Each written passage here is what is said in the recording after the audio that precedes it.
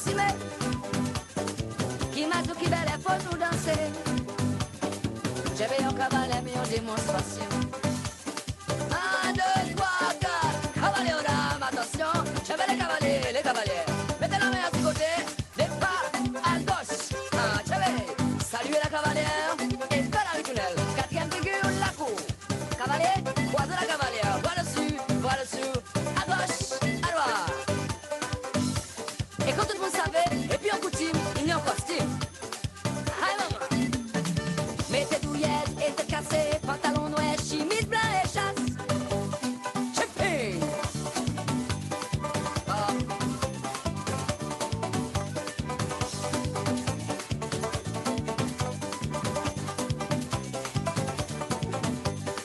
Voyez monter, voyez monter, voyez monter, ça c'est culture nous pas oublier. Voyez monter, voyez monter, voyez monter, ami belle musique bon devant nous. C'est belle t'es qu'à mener, c'est ma zip t'es qu'à pitcher. Et moi-même j'ai décidé pour faire ce singer et puis pitcher. Voyez monter, voyez monter, voyez monter, faut pas nous rejeter musique en nous. Jambo, on va les plus grosses filles. Ou les filles sont des mandalars. Et là, oui, on casse le chapeau à ce côté. Et fais la toile. People come well just for the cultural gala, yes. Thank to show our cultural heritage. As we face one another era of culture, yes. We could demonstrate our bouillon taste. Dress up in our bouillon, dress up in our tête cassée. Telling culture culture. It's hot. We have to take it from the top. Prison, look how we're presenting the easy run the show. The music just turns me on. I know you're gonna dig this.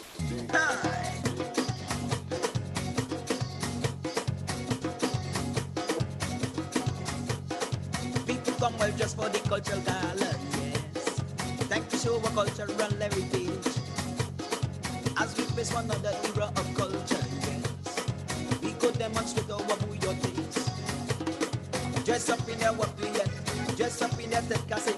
Telling culture culture. People say, oh gosh, who are we? When we say Tim Basse, that means we give full respect to our culture heritage. Regardless of color, creed or age.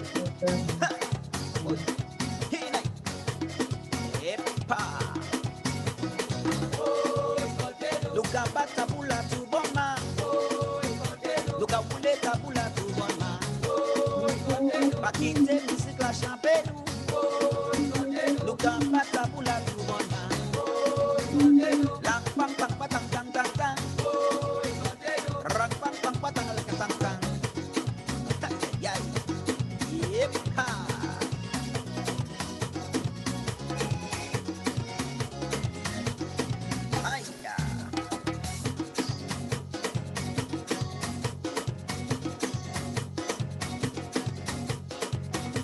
From like watch within November is all of the things people looking for. London, States, Canada, people from all over will be here for the cultural gala. Well, I'm with the camera, from the place taking picture, memories of crystal water, to show to their friends and neighbors. All right. That is where we want to say a special greetings, a special welcome to all of you already in the viewing and listening audience of the Civic Vibe Space. That is each and every Sunday from the 6 o'clock hour.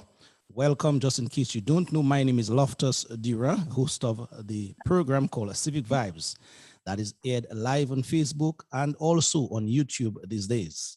Also on the panel this afternoon, the co-host, he has reappeared as it were, Brother Alvin Thomas. You'll be hearing from him in just a while. We have two very, very special invited guests as well in the name of Mr. Raymond Lawrence and also Miss Aileen Britton. Also, you'll be hearing from them in just a bit. The program basically is geared about our culture, our cultural heritage, the preservation thereof. That is the conversation we're going to have this afternoon, because we'd really realize and recognize without a people's preserving their culture, then basically there's nothing much to celebrate, as it were. So we're going to have that conversation this afternoon. So please make yourself very, very comfortable at this time as we're about to head into that conversation in just a bit. So yes, it is the 16th of April, 2023. And again, it is a Sunday, and welcome on board. I'll be touching you guys in just a while. Those of you already locked in by your names, but just a while, in a while that is. But before we do, let me move across to Brother Alvin Thomas so that he can give us his opening remarks as it were. Alvin Thomas, a special good evening to you, my brother. Good evening, my brother Lofty. Good evening, good evening. It's really a pleasure to be back. I have been out for 2 past programs, and it was difficult. It was like a fish out of water. But you know, sometimes you have to take a break. And that was exactly what it was. But certainly I was able to follow the programs, listen to the program, especially last Sunday, man. Last Sunday program was out of the chain, as they would say. You had those 3 guests there with you, Aileen, Simeon, and Ian Jackson. My God. I listened to the program several times. So it's a pleasure to be back. I look forward to engaging and having an interesting conversation. I always describe this as a conversation. Let's have a conversation with our people. We're not here to give any directive or to say this is how this should be or this should not be. We're having a conversation. And of course, I'm really happy to be there. And of course, I'm happy to see my 2 old friends, Aileen Burton. We were pretty much next door neighbors because I lived for many years on Fields Lane, right opposite the Willises, and in that area there, close to Jean Reeves' house, the old mango tree, and then Elaine was just on the other side. And subsequent to that, I went to Hillsborough Street, where Raymond was my direct neighbor. We could stay in each other's veranda and speak and see and his mom and his dad. So it's really, really a pleasure to see both of them here this afternoon. So I'm looking forward to the conversation, and hopefully we can have a very stimulating one as it is. All right, Brother Alvin, thank you very much. And yes, welcome back, brother. We miss you as well. Wherever you are at this time, Paula Celestine, good evening to you as well. Let us move now to our very special invited guest here in the name of Aileen Burton, as we said before, and Brother Raymond and Lawrence there right here with us. And let me at least say a special good afternoon to Brother Raymond Lawrence, first and foremost, first time on that space, the Civic Vibes Facebook space. Brother Lawrence, a special good evening to you, sir. Yeah, good evening to you, Loftus Durant. And let me say good evening as well to Alvin Thomas, who I haven't seen for a long time. And of course, good evening to Aileen Burton as well, who worked with me in the Cultural Division for a number of years. So it's so good to see all of you. And for those of you who are listening on the live program, I also want to say good evening to you and welcome to this program. Of course, we're talking about a topic that's, I think, familiar to everybody living in Dominica, and I should dare say the world over.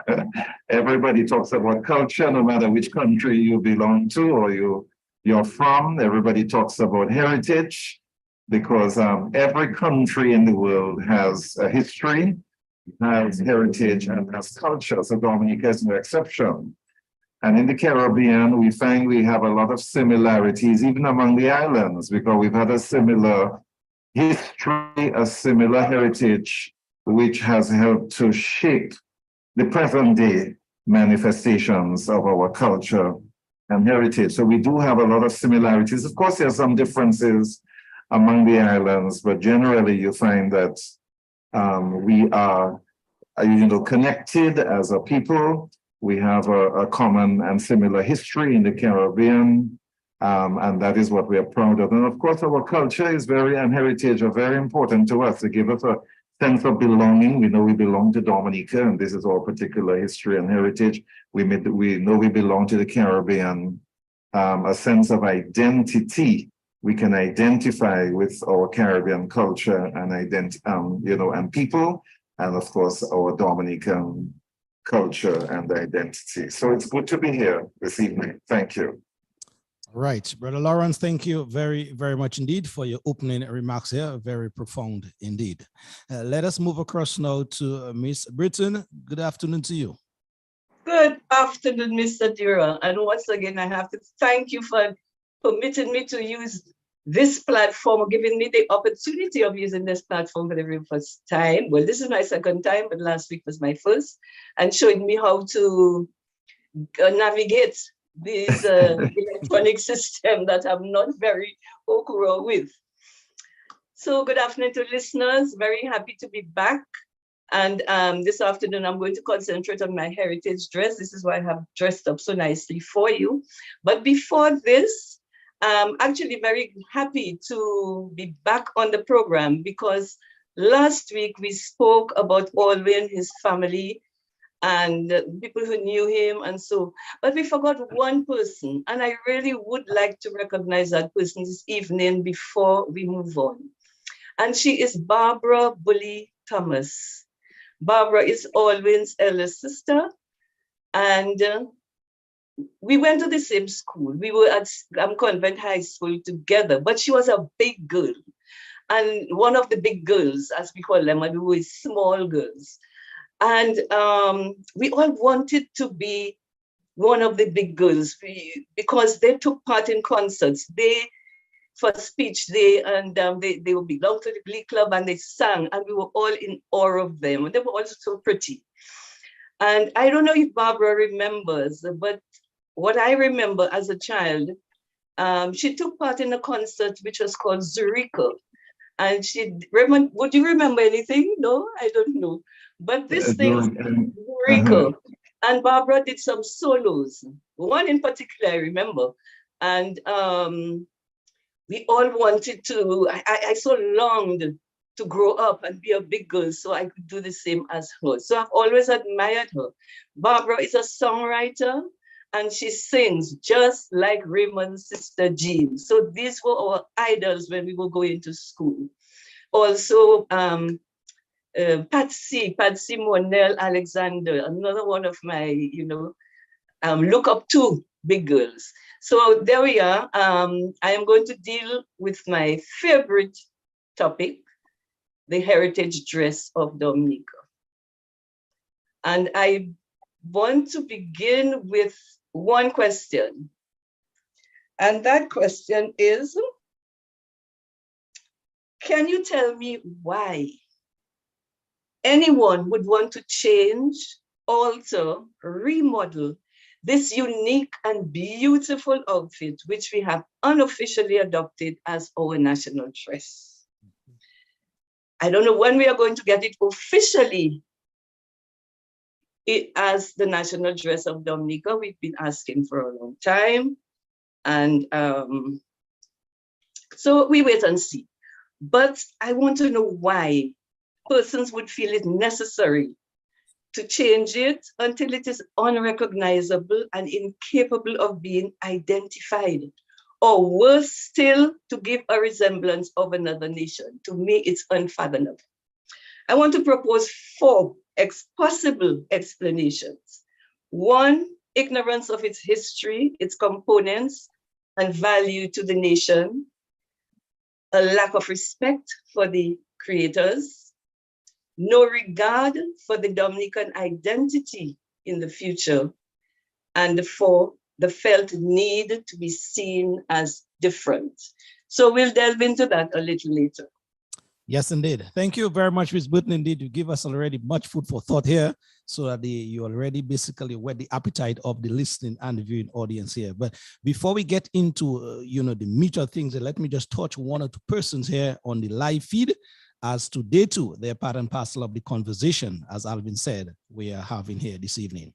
So Addison Baptiste, you're there saying hello, good evening to you as well. Vernie Vash, Marie-Lise Challenger, you're also there. Gertrude Abraham Dijon, good evening to you. Earl Francis, Justina James, Mali Ostry, Marlene Shillingford, you're also there. Good evening to you. Brian Francis. Marlene Norville, Everlasting Peter, Cyrus Raphael, Brother Owen Francis, Jeffrey Brisbane, you're also there as well. Good evening to you. Jeffrey's writing good evening from Miami. He's locked in. And Jeffrey says here, I look forward to the program as I was involved in Carnival and Creole festivals as well. So Brother Jeffrey Brisbane, I know that program, you will be contributing much more to it as we are moving on. Caroline Warrington, good evening to you. Eliza Louis Gomes, you're also there. Victor James, Peter Thomas, Stephanie John Baptist, Dave Bertrand, David Joseph, you're also there saying hi and greetings. Marina Charles, Esther Fadel Maurice, you're also there locked in and watching all the way from London at this time. Good evening to all the UK Passy in the house at this time. Adelaide Joseph, Maury Jules, Christine Nicholas, you're also there. Tony Mitchell, Dorian Dorival, and the list goes on and on and on. Folks, please share the live feed at this time. Remember, we are streaming this program live on Facebook and also on YouTube at this time. Just in case as well, you want to call into the program later with a comment or question, the numbers to call, I'll put them in that live feed in just a while. They are 245-2396. Again, I repeat, 245-2396 or 615-9470. These are the two numbers that can get you onto the program here as we are going to step into a cultural conversation, as Alvin said a while ago. Again, welcome and greetings to everyone. Ms. Burton, you basically started us off on a very solid footing. So, can you just, at least peg from one of these statements that you made a while ago as we're about to take into the conversation. But just after you done with that, I would like to ask Mr. Lawrence that all-important question so that he can start to wrap his mind around it. How important, Brother Lawrence, is one's culture? How important is, one's culture to them as a people? Okay, so after Ellen is done, then we can tie that in the conversation as we're moving on. Thank you. Ellen, yes, it's all yours. All right, thank you very much. What I'd like to begin with is to encourage everyone to look up on Google and look up traditional dresses, the importance of traditional dresses, especially the youth. It is explained very simply and very deep. And if people just look up this thing, I think they will get a little, learn a little bit about the spirit of a national dress. Okay, I'm going to tackle this first question, this first explanation, possible explanation. Ignorance of its history, its components, and value to the nation. No, there is no excuse for not knowing the history. C'est pas jodi nou ka pale kod tuyet. Et si ou pa konet, ou pa vle konet. So if you do not know, it's because you do not want to know. Lennox has written articles, Mrs. Cordero has written articles, and the Cultural Division has produced a book, which I happen to be the author of, and it explains everything about the duet. Its history, the spirit of the duet, who created the duet. They were people of color. They were not the white people. They were people of color. And they wanted to be put on a different echelon of society.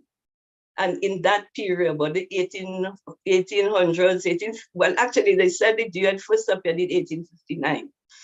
So these people who worked, they were self-employed, or they were married, or they were in stable relationships. And they are the ones who decided that they want to be a step up on the societal ladder. So they created this beautiful costume. And the components are very easy. They'll find them in the book. And the value to the nation. If one looks up Google for the importance of traditional dresses and national dresses, it is explained simply, so I don't have to go into that. But we in Dominica, I mean, I wore I think my first duet, I think I was about 5 when I wore my first duet. So this is something that had been inculcated in me and my other sisters since childhood. So I don't know what has happened. Where is the missing link? Why is it that today people feel that they can just wear anything they want? The duet is a Creole outfit. It is one of our traditional Creole outfits. But it is also our national dress. We have claimed it to be our national dress. So not all Creole outfits are the national dress. Get what I mean?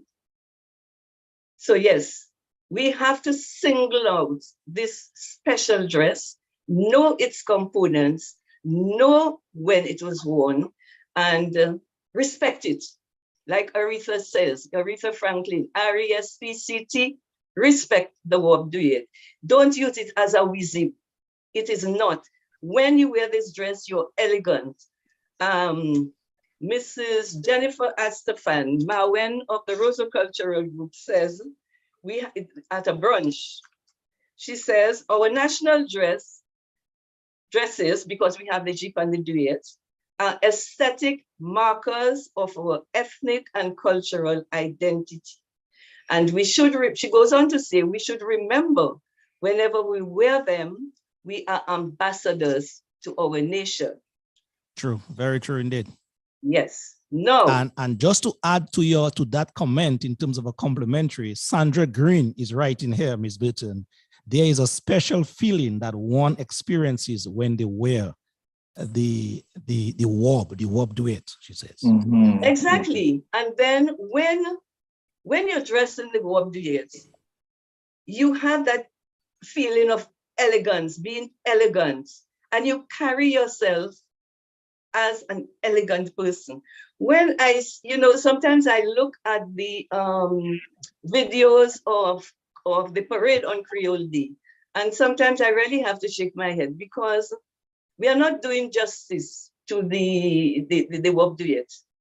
We can have a good time. We are West Indians. We have music in our blood and we like to move. But sometimes the movements that I see are really inelegant. And to me, they do not augur well for the country or the dress as a national dress. I particularly put on this foulard because most of the traditional wearers of the warp duet used patterned foulards. They were ordinary scarves that you folded in two. And even if you have a patterned warp duet, you find a patterned scarf that contrasts. You see the yellow of the dress and the blue. It contrasts.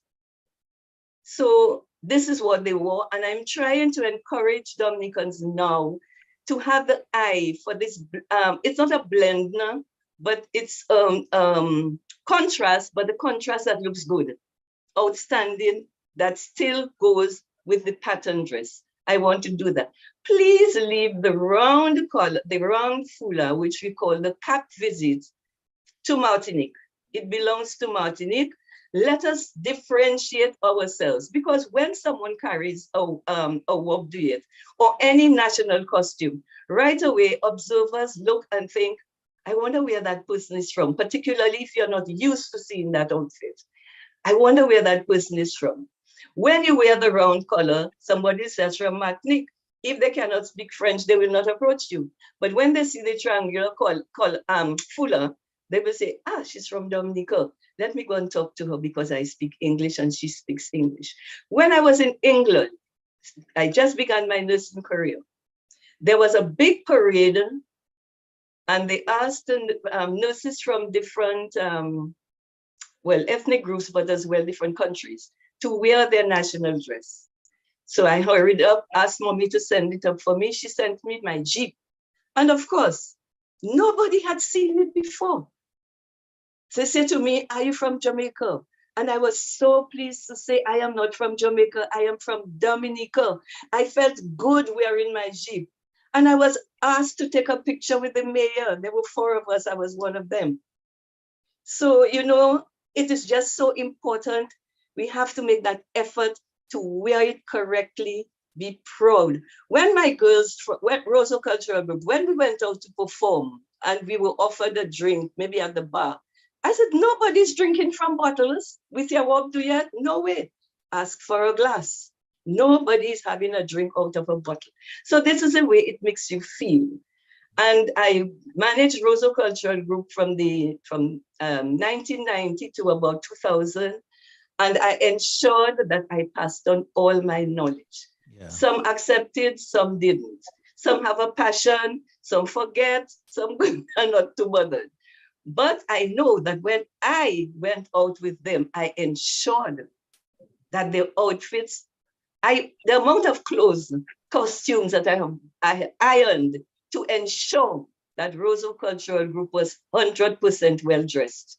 You know, it takes time, it takes patience, it takes money, and it's hard work because you're sweating your iron. Yeah. So I think I will end with that for a while. Thank you very much indeed, Miss Brittany, for your kind words, very inspiring words as it pertains to the national dress of Dominica. So far, one of the things that we did not mention so far, one of the caps that Brother Raymond Lawrence wore is he being the chief of the cultural division in Dominica. And so we inadvertently forgot that. And that will play a very critical part in the discussion we're having here. So Brother Lawrence, again, the question back to you. How important, sir, is one's culture to the identity, as Ellen was saying, or to the development, or, words to that effect? Yes, well, culture, very simply put, is like the totality of the way of life of a people. And that's the simplest definition. But of course, it's accumulated traditions through the years, accumulated influences, accumulated values and traditions and beliefs and processes.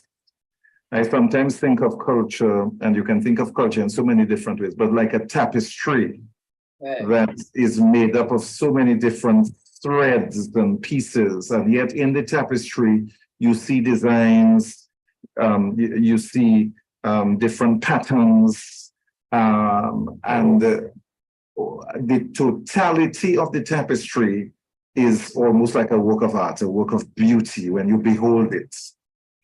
So when you look at all the various influences we've had in Dominica, the Kalinago, the African, the European, including English and French, and all the developments, including the wear, the national wear that Aileen spoke about, all of those contribute to that way of life, that culture that we speak about, that heritage that we speak about. And I know sometimes we try to have a distinction between the culture and the heritage, but for me personally, I see them very interwoven, very intertwined, very much like the tapestry that I spoke about. In other words, you cannot have the heritage without the culture. You cannot have the culture without the heritage. They are intertwined, interwoven. So in terms of importance, it helps certainly with our identity and pride as a people.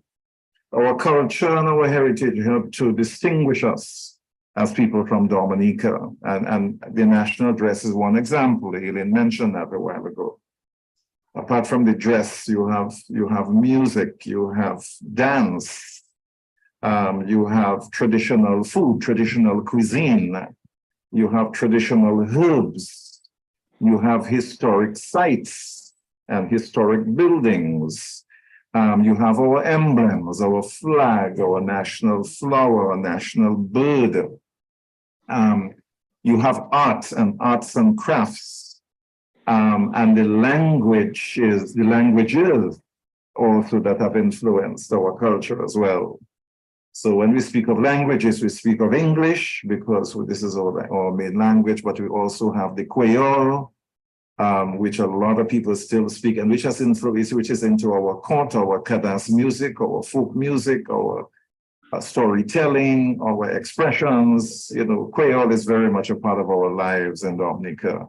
You have the Kokoi that is mainly spoken in Marigot and Wesley. You have the Kalinago They've lost a lot of their language, but they're still making attempts and helping to revive the aspects of the Caribbean. So the language is a very, very important part of culture and heritage, along with all the other expressions that I have mentioned. But it helps to identify you as a people, helps to with our sense of pride, our sense of belonging. We belong to Dominica, and hence this is our culture, this is our heritage. These are the things that we are proud of. Our values as a people, our traditions, all of that make up part of the culture and heritage. And also not forgetting the contemporary, because it's out of the traditional that you get all the various contemporary expressions. Cadence came in the 1970s. It wasn't there before, but it came. Now you can probably consider it a tradition because it's been there so long. Yes. But it wasn't there before that.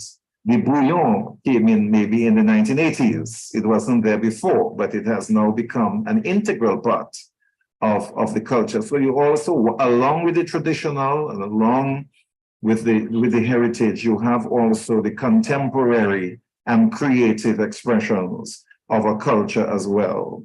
And then you understand that culture is about both. It's not one or the other. It is both contemporary and traditional. Both, it is two sides of the same coin. Both of them moving forward.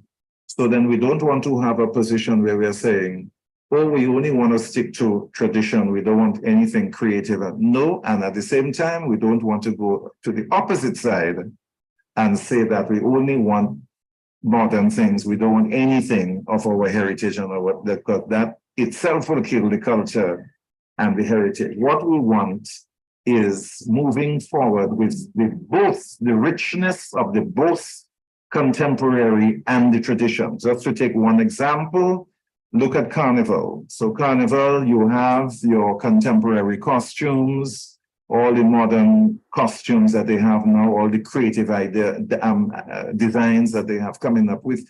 The Queen shows, you see all kinds of creativity. And you also have the traditional, right in the same Carnival. You have the sensei costumes, you have the Sutral Sui right there, you have the Lapo Cabwit that's still there, you have the steel band that is still there. You have Calypso that's been with us from the 1950s to now. It's a carnival tradition. So and that's just one example of carnival. You have both the modern or contemporary mixed with the traditional and our heritage. And that is what gives it the richness. That is what gives the carnival the richness.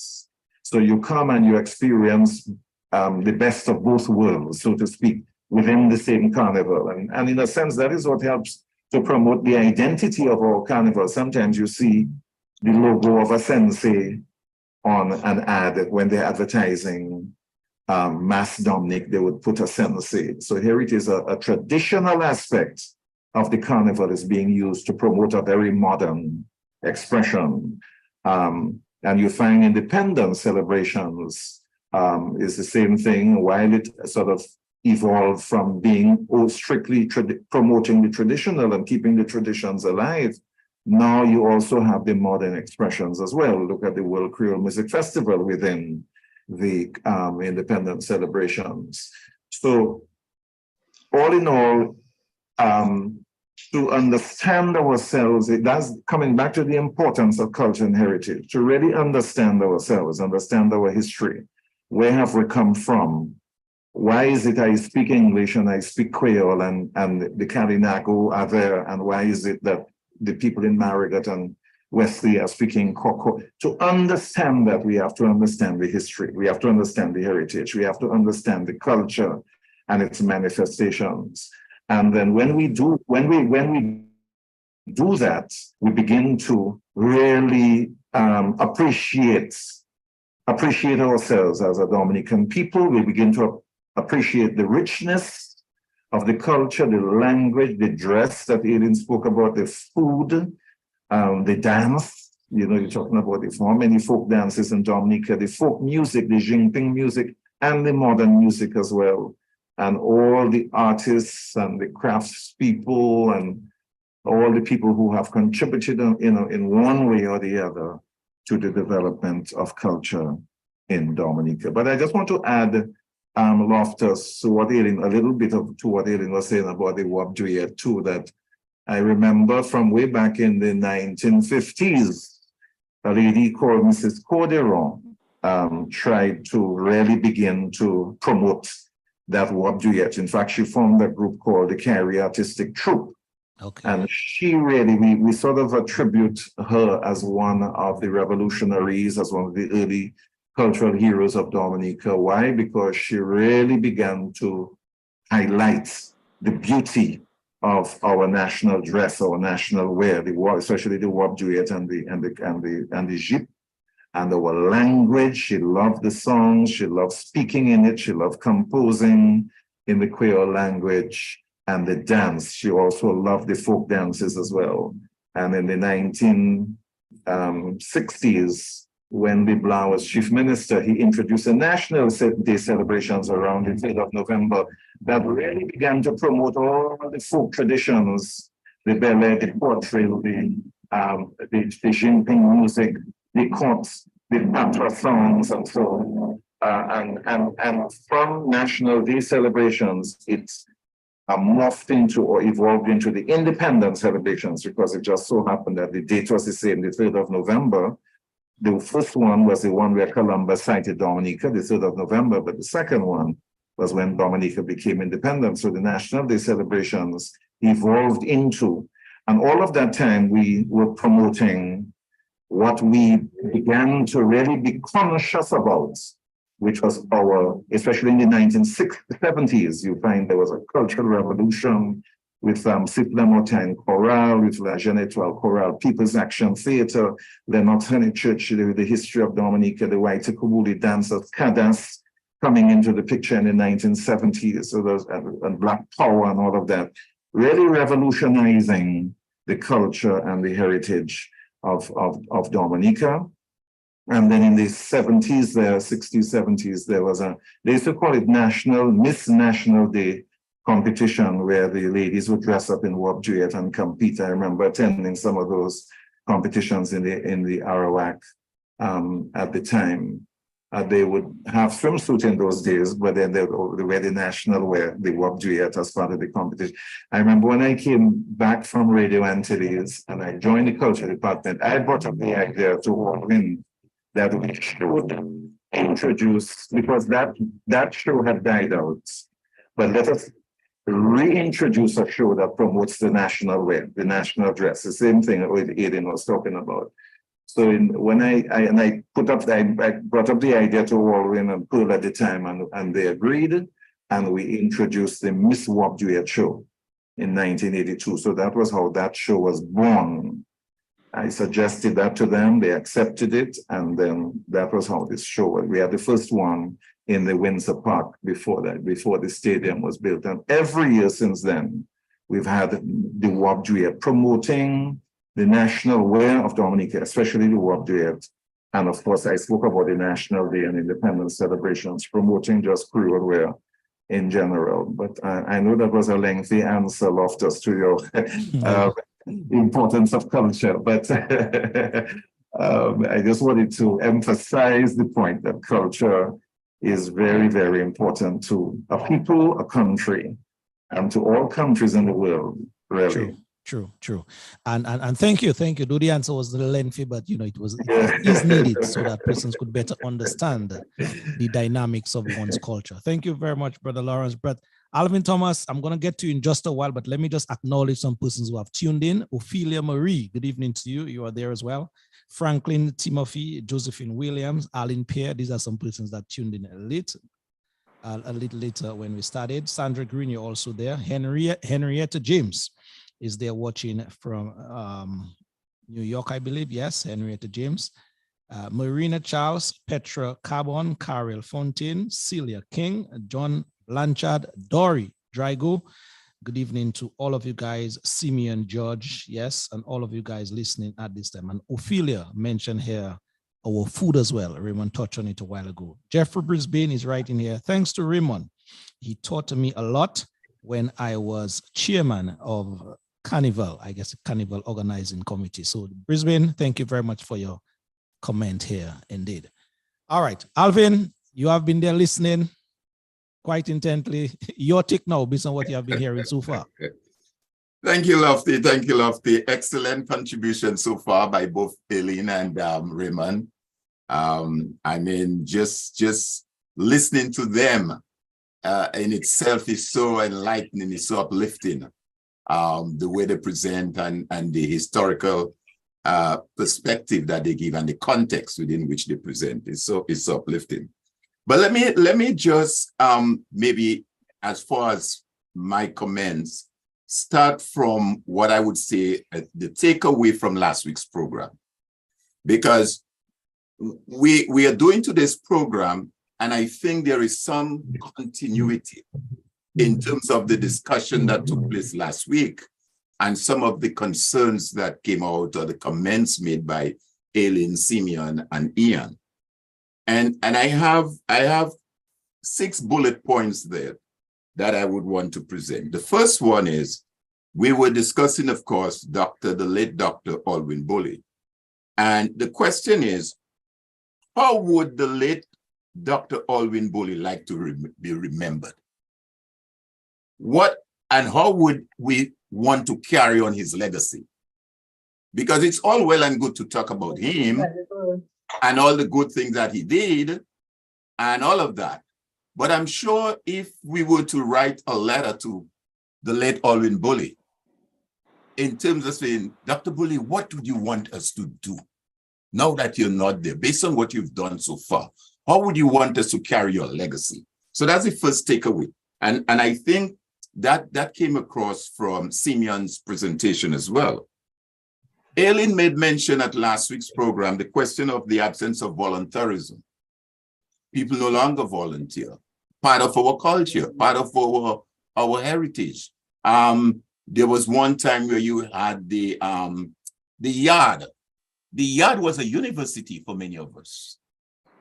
I mean, you had several people raised in the yard.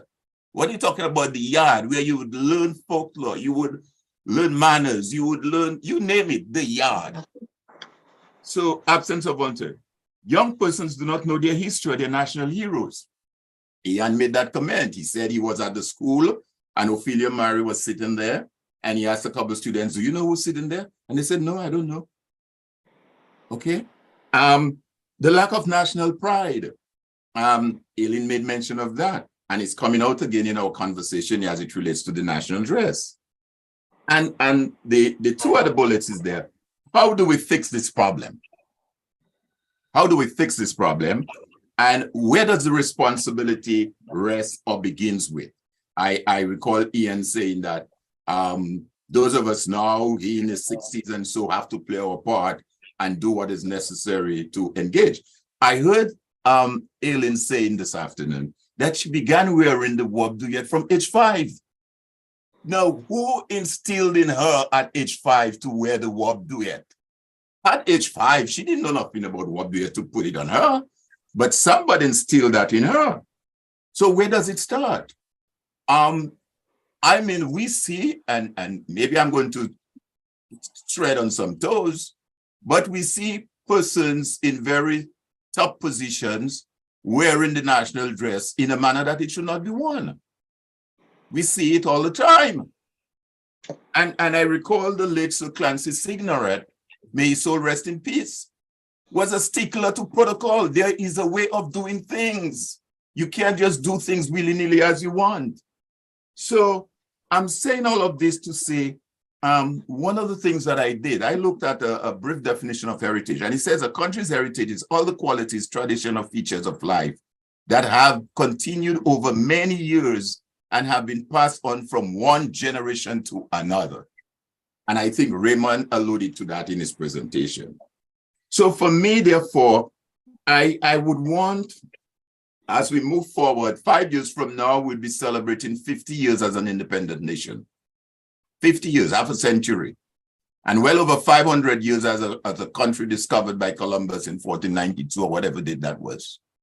So the question remains is, how would we, and maybe I guess Aileen and Raymond could speak more directly to that, how do we see ourselves moving forward as a people in terms of our development? This is key. Based on, as it says, the heritage and the culture, taking all of that and moving from one generation to the other and inculcating that in our young people. Yeah. That would be my interjection at this stage. And very, very pointed interjection. Thank you very much. Guys, any one of you guys want to take on or extrapolate based on what Alvin said? Yeah, I probably would want to sort of just, take off from where Alvin was speaking. To say that a lot of work has been done in culture already in Dominica. We have to be aware of that as well. Yes, point. We have a long way to go, yes, but a lot of work has also been done in culture in Dominica through this development of culture, through the process of helping us to identify ourselves more and more. Just to give a small example, we didn't have Creole Day before the 1980s. People were not dressing up really in Creole wear like they are today. So I just want to point this out, that I think activities like Creole Day, Heritage Day, Wap Juliet shows, Madame Wap Juliet shows, independence celebrations, and then that's just looking at culture in a narrow sense, because all culture goes on all through the year, but of course we can also deal with that. Because you have Carnival, you have Domfesta, you have Emancipation, you have Christmas, you have all of that is culture. It's not just independence. Sometimes when we speak like culture is just at independence time alone, but that is not really true. But it's just in pointing out certain things that Creole Day has really grown and expanded. When we started, it was, just one or two people were wearing the Creole wear, one or two people in the society.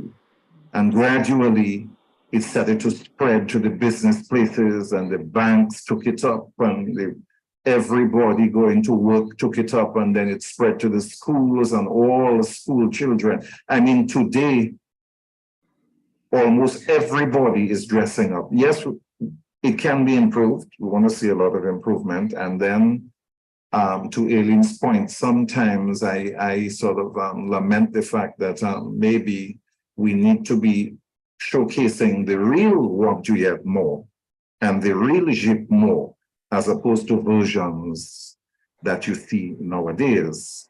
And at the same time, you don't want to sound like you're telling people, oh, you cannot wear that. That's not the point.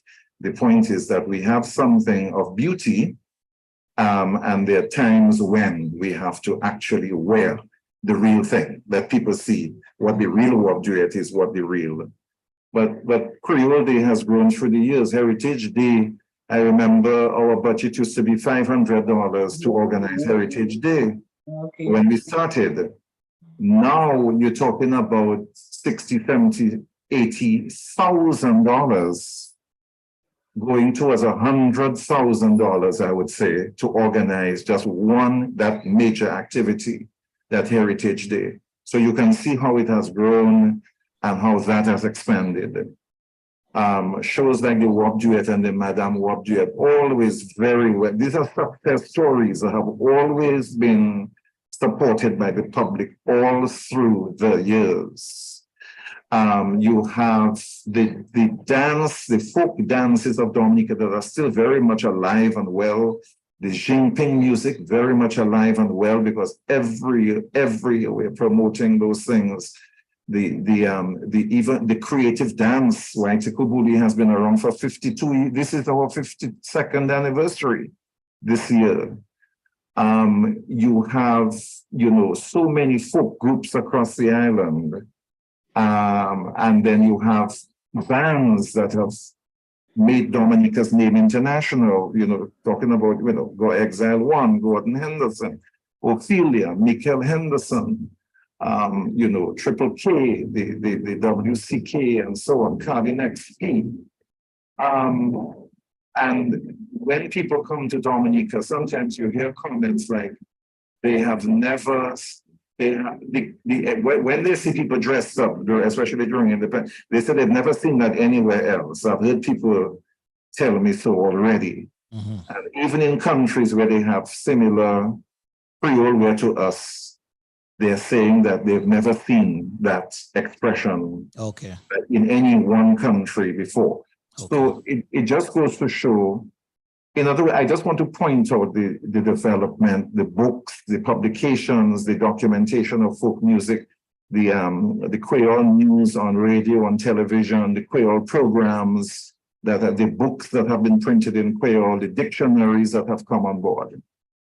But while I'm saying all of that, I'm also saying that, yes, we also have a lot of work to do. Our cultural infrastructure, we need the Arawak to perform. Right now, we don't have places to perform proper plays and shows and dance. So we need the Arawak. The old new stage is not completed. We need that as well.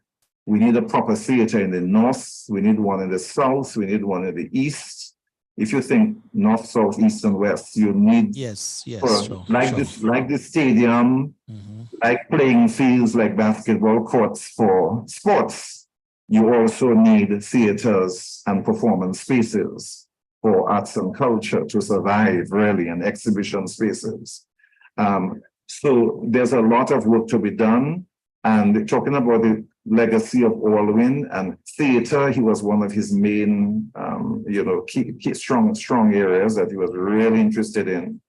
And groups like the People's Action Theater, and then Steve Hyacinth is still around, can help to continue to promote theater in Dominica. And of course, the artists have to continue to work. So all of us, culture is not a one department thing or a one person thing.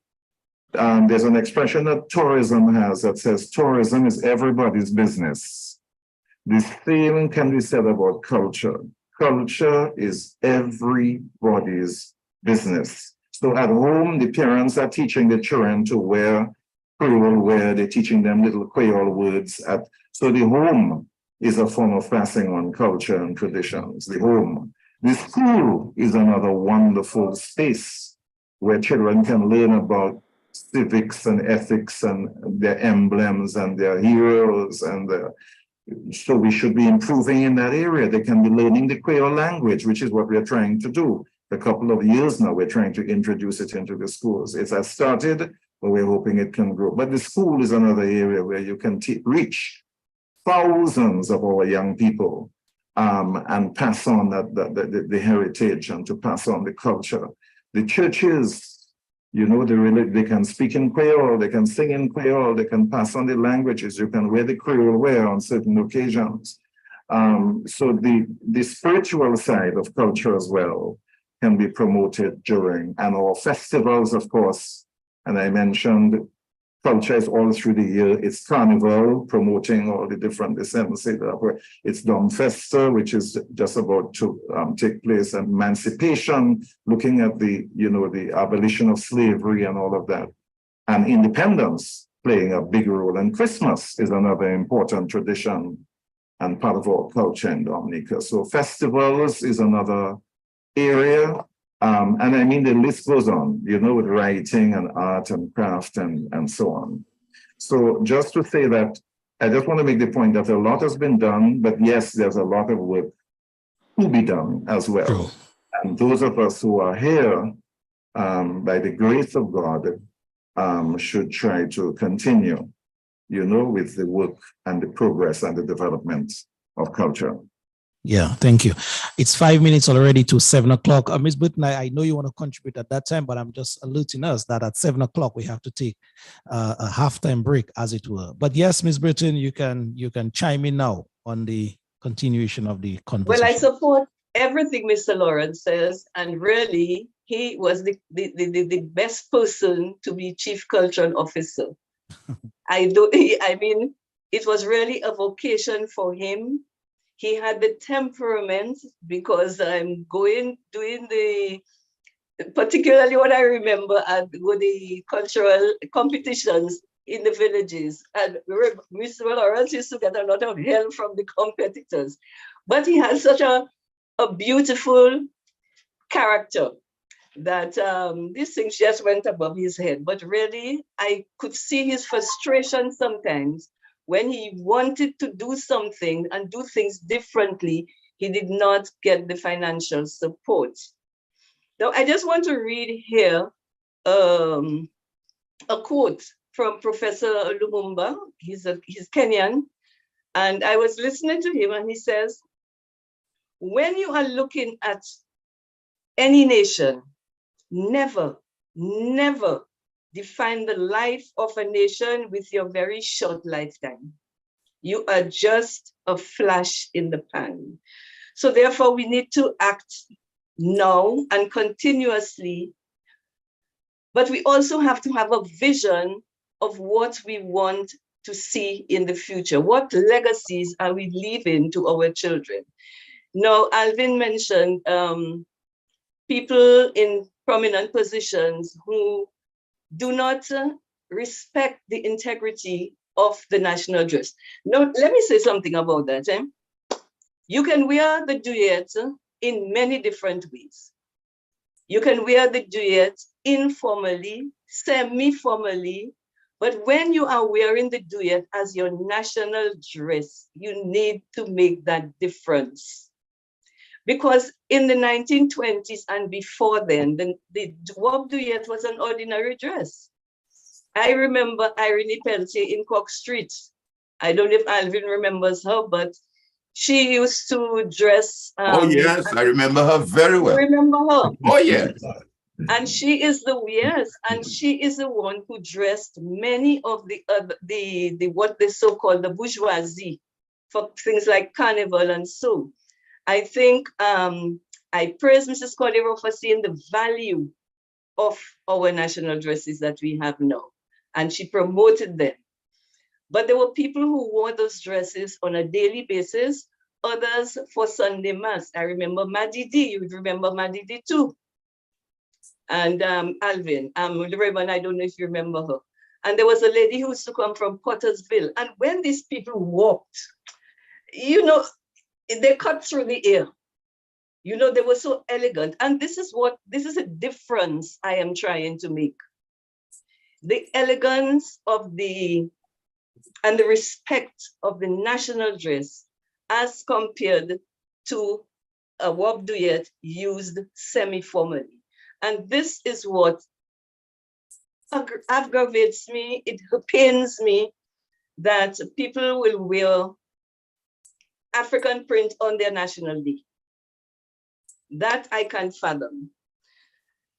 In 2008, I made a request that I would to have 100 ladies dressed in the Wop duet, sitting away on the side, but to follow the band, the government band, at the end of the parade and go around the Roseau. I was refused, and I was told that that is what Creole Day is for, and it had no place at the national parade. That I do not understand. I really do not understand. And I think, can you imagine the spectacle this would have made? Ms. Burton, just go over that request you made or what you wanted to see. Just go over that for me, please. In 2008, I wanted to take responsibility, of dressing 100 Dominican women correctly in the national dress, the Wop duet and the jeep. And then we would follow the parade out of the stadium and just, go around the streets of Roseau. Yeah. So there the children are seeing that. They're getting one-to-one exchange of the what the dress looks like close up rather than on television. You know, the things, what pains me as well is seeing the lack of starch. Cotton duyets have to be starched. I don't want to go into a whole session of how to care for the warp duyet, but when you see these drab duyets, people look like wet rags. And that is true, and that is a fact. Starch is very important because every part of the warp duyet has a specific function. The sleeves are cut on the bias, so you see that it's for show. It gives that richness of the dress. The back has gathers, and it's supposed to boof out. And when you tuck it up, some people used to put sweets in and hand to the children when they're going out. Another thing is the base of the petticoats is lined with white cotton. It is to be starched because the duyet has to be ample. It has to give that look of, I don't know what to call it, extravagance, elegance, whatever, crispiness. It's supposed to look crisp and nice. Your headpiece, madras, it has to be starched. If you just have a madras headpiece and you tie it, and all the ends are falling, what do you look like? You look dowdy. So this is my real peeve about the national dress. As I said, you know, you can wear the warp duyet anyhow, informally, semi-formally, but when you're using it as your national dress, particularly as if you're going overseas, come on, I think we can do better than that. But we need a certain discipline. A certain discipline to do things correctly, a culture of excellence, a culture of respect for your national dress. And I will still support Mr. Signoret when he says, this independence, that word independence, just gives people the idea that they can do what they want. National Day, national dress, makes you think inwardly, what do I do for my nation? How do I make my nation proud? You know? And I really think that we should revisit that name, Independence Celebrations. I really have to thank Mr. Signoret to support him. You said it then last week and you're saying it now. So I know that is something very, very dear to your heart, that you'd want to see change for the better. Yes. All right, gentlemen, lady, thank you very much for the audience. I know we're having a conversation, yes, as Alvin said, but we are also learning. Trust me, these two guests, they're very much informed, as Althea Rennie says here in a comment. But let's take a break now. We will be right back with the live conversation in just a bit. Let's do this. Let's do this.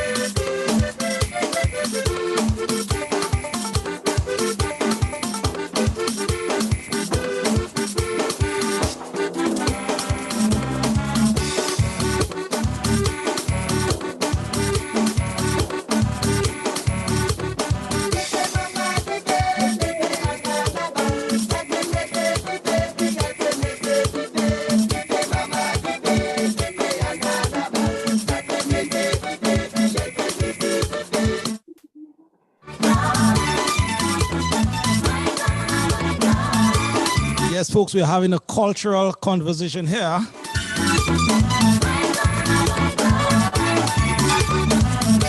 I can see Miss Eileen dancing away already, huh?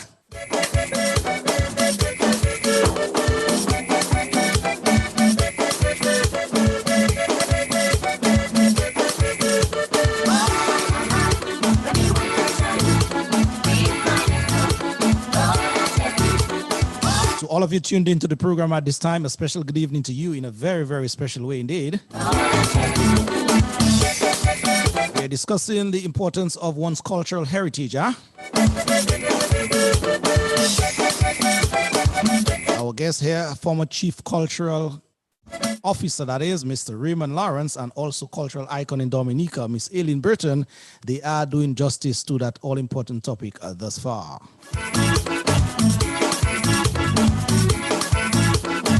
Those of you in the listening audience as well and viewing audience, thank you very much for making Civic Vibes your time each and every Sunday. The numbers to call there are 245-2396 or 615-9470, just in case you want to add your voice to the all-important conversation we're having here about the preservation of our cultural heritage in Dominica.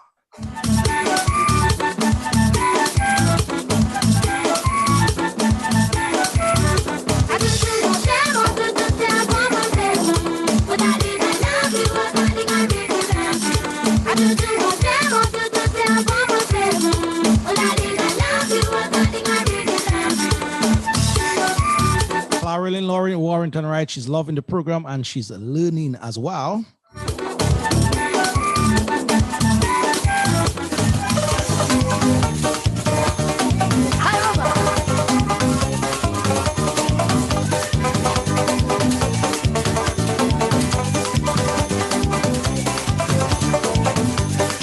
Voyez monter, voyez monter, voyez monter, ça c'est qui nous pas oublier.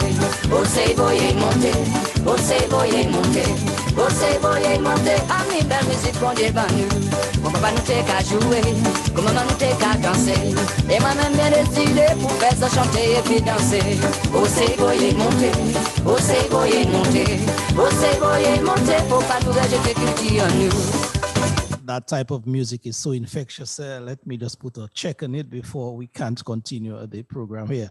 Let's get back to the live proceedings here. Our panel, they are still here with us. A special good evening to all of you again in the viewing and listening audience. Which one of you guys want to take it in terms of continuation? Well, let me just ask a question here. Your mic is mute. My mic? The mic is, yes, you're there now. Okay, let me just make a brief observation and I commend Raymond and the work that he has done here and his team at the Cultural Division. As Eileen said it was no easy task when you're working with limited resource budget and priorities, I guess, which I would add. And he said, for example, we need theaters in the north, south, east, west. The Aracles of Culture is still unfinished. The Old Mill is still unfinished. And the list could go on and on. And yes, we got to build on the successes that we've made so far, but that can take us only so far as a people, as a development. For example, I looked at the Cultural Division website. And I noticed that there were only 7 national, I guess that's what it is, I stand corrected, 7 national heroes. Carib Warner, Dr. John Emery, Edward Oliver Libla, Emmanuel Christopher Loblack, Jacko, Mabel, Cici Cordero, and Pierre Collier. 7. And the question is, do we have other national heroes? I guess it will be updated in due time. I would hope and pray that Dr. Alwyn Bowley's name will be featured there very, very shortly, and others. I noticed there are as many as 41 festivals held during the course of the year. Too many. And exactly. To what extent those festivals are they significant, or do we know about them, or they just make any? I don't know. In the month of July alone, there are 11. In October, 8, and June has 5. Okay. Tuesday of this week, the 18th, will be observed as World Heritage Day by UNESCO. Are we a part of the wider grouping? What happens on that day? Do we engage? Yes, we are speaking from a local standpoint, but from a regional and international level.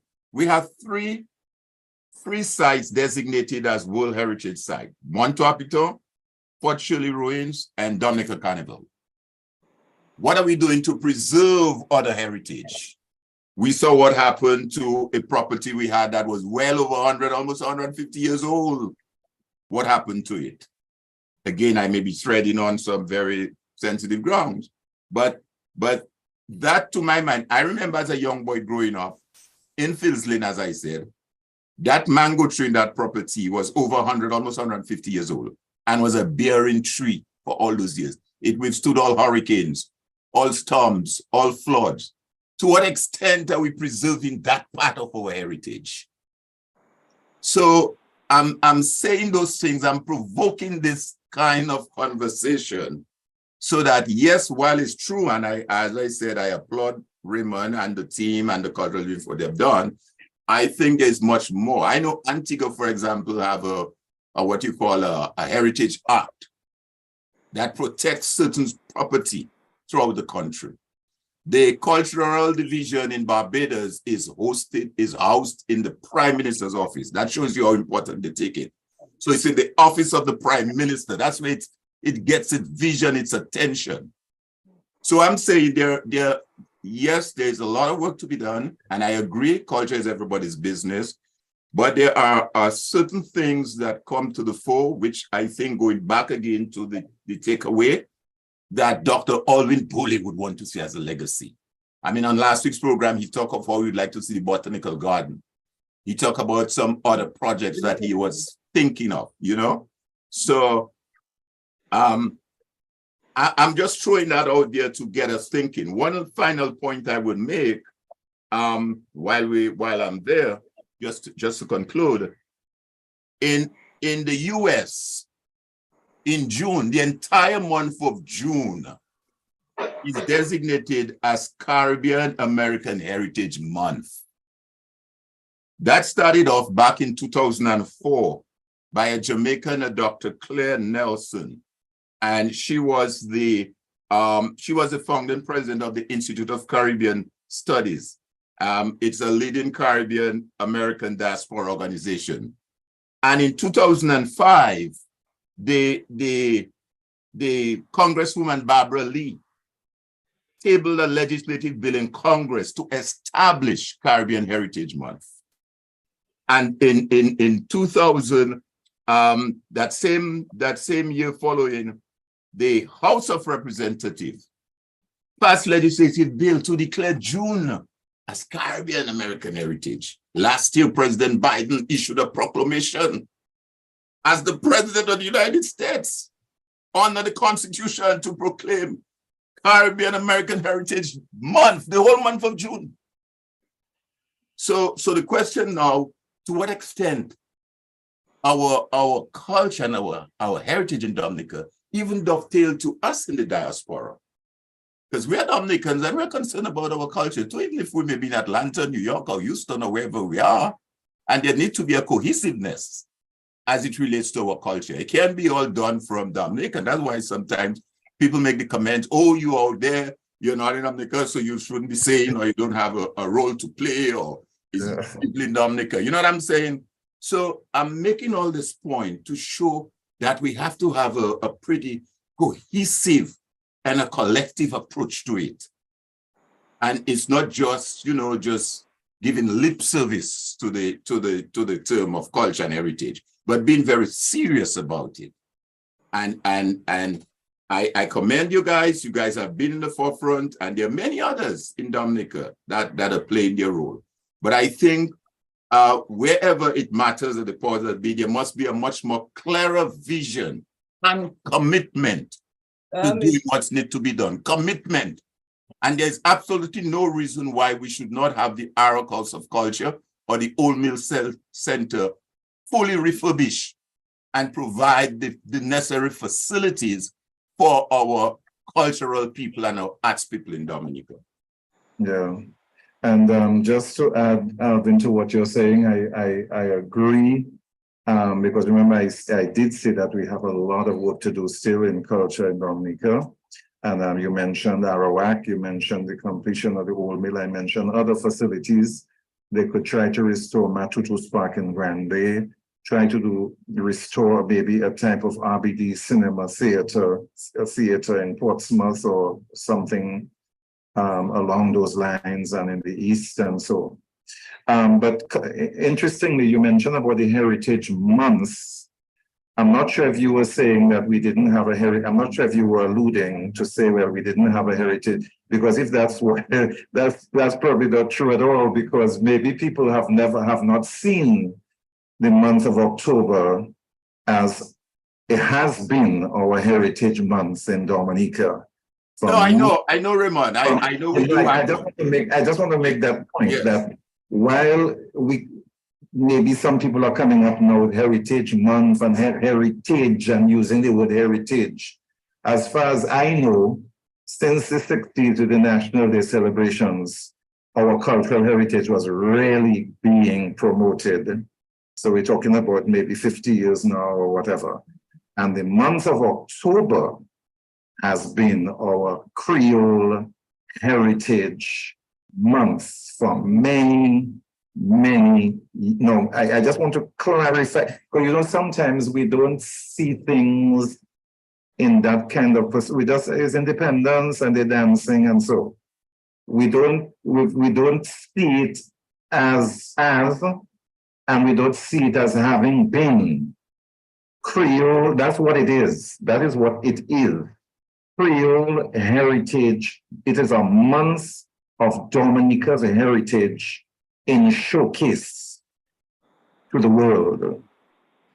So you have all kinds of shows starting from end of September right through to, in fact, it's more than a month.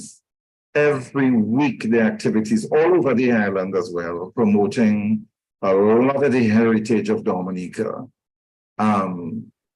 So, but just to add to the point, what I think maybe we need to re-emphasize or maybe emphasize more the fact and make people realize, maybe we need to come into another consciousness that here it is that we already have a Heritage Month. Absolutely. We've had it for many, many years.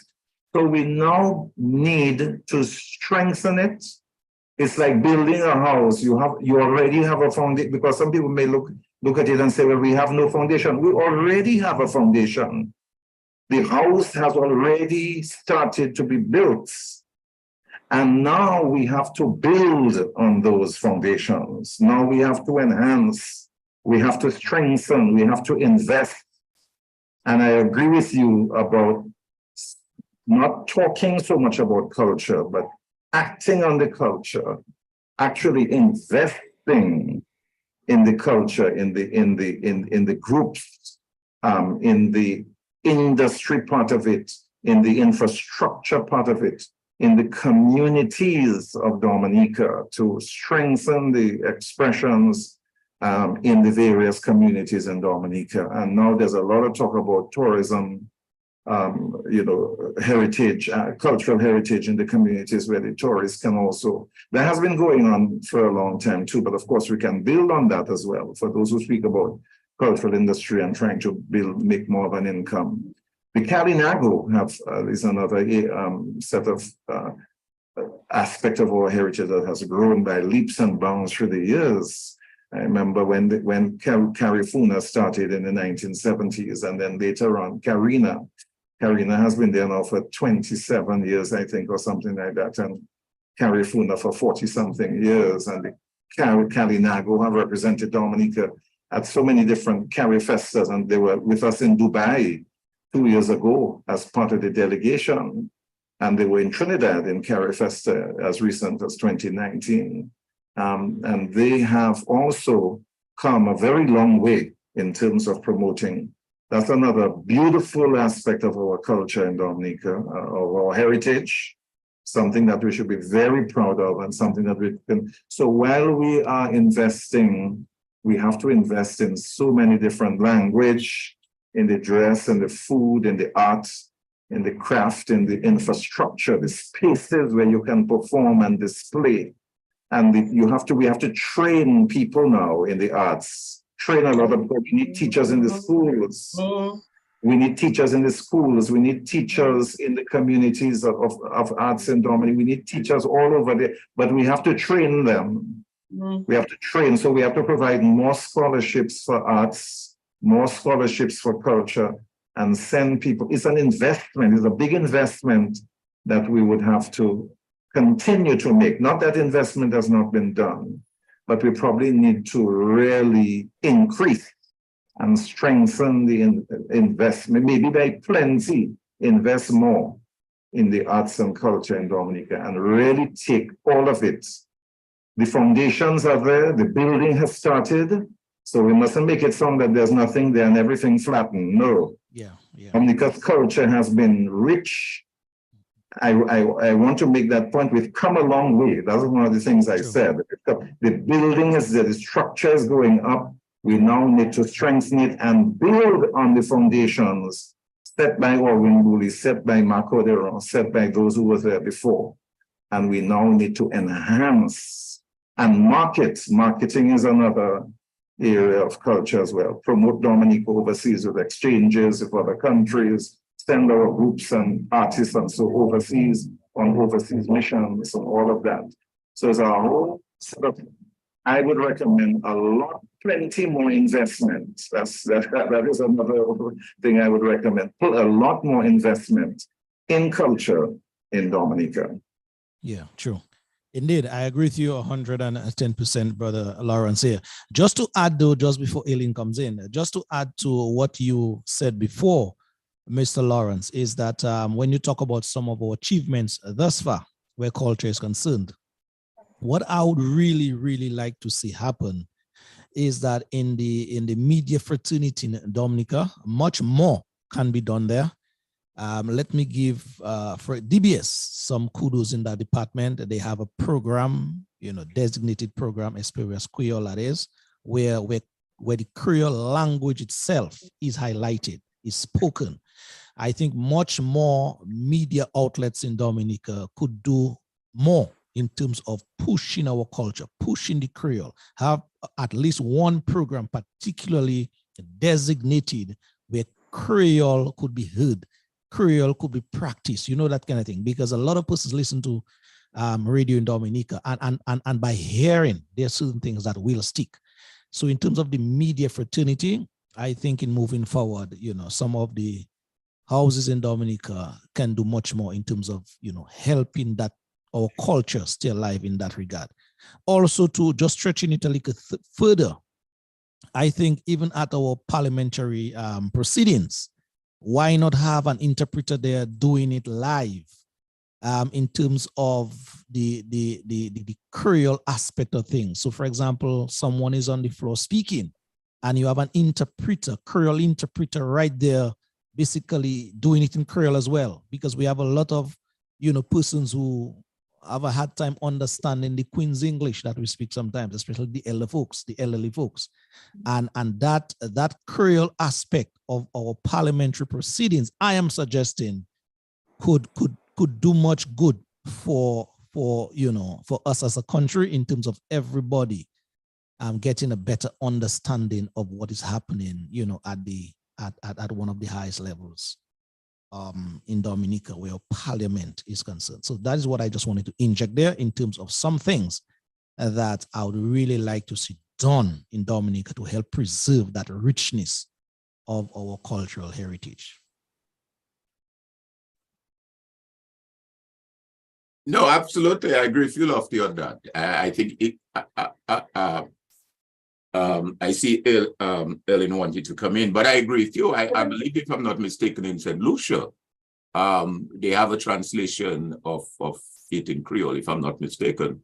But you see, and I think Bremen has put it quite adequately. A lot has done, but to what extent all what have been done has been, is building and strengthening. You see, that is where it is, because I mean, for those persons who may be hearing him for the first time, may not even be aware of some of the things that he just said.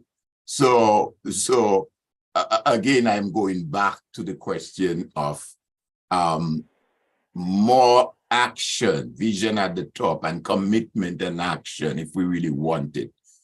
Because it is rich. There's absolutely no doubt about it. It's a rich culture that we have. Yeah, and Aileen made the point in her initial comments, Alvin, which I just want to plug in there. If the people themselves are not too interested in hearing or learning their culture or cultural heritage, as it were, it's a task there as well. Huh? That's right. Absolutely. I get the sense in Dominica, you know, I'm the youngest breed here, and I can speak to that age group in our population. Doesn't resonate with you. I don't know if it is not the inculcation that we did not get adequately, but something is not connecting when you hear anybody under 30, 35 and under anything about culture, even 40. Some persons, it just doesn't resonate. Oh, what kind of music are you playing there? What kind of, you know, that kind of thing. Is like for them, the cultural richness of our country, it is just not part of their cultural upbringing. So, you know, so we have to kind of balance it off. The people at the top, the policymakers, yes, they need to set things in place, put things in place to ensure that, you know, things are preserved. But if you have a people that are so far apart from what is our culture, then you also have a problem as well. Look at the example Aileen just shared with us a few minutes ago. That just a couple of years ago, she wanted to bring together 100 women dressed in the national dress. And after the Music Lover Band passes out the parade, that they would parade the streets of Roseau. And people would see what the dress looks like. And she volunteered to do it, and it was turned down. Can you imagine that? I'm appalled. I mean, you know.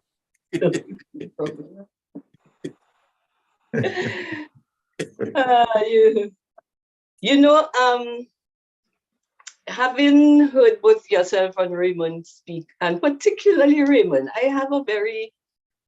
I'm very sensitive to what Raymond wants, and I can see he has ideas and wants to do things, but he's, because of financial restraints or a lack of interest in the people responsible for culture, he cannot put, you know, all what he wants to do into practice. But I would, whoever heads I'm not speaking of the chief cultural officer, I'm speaking of his superior.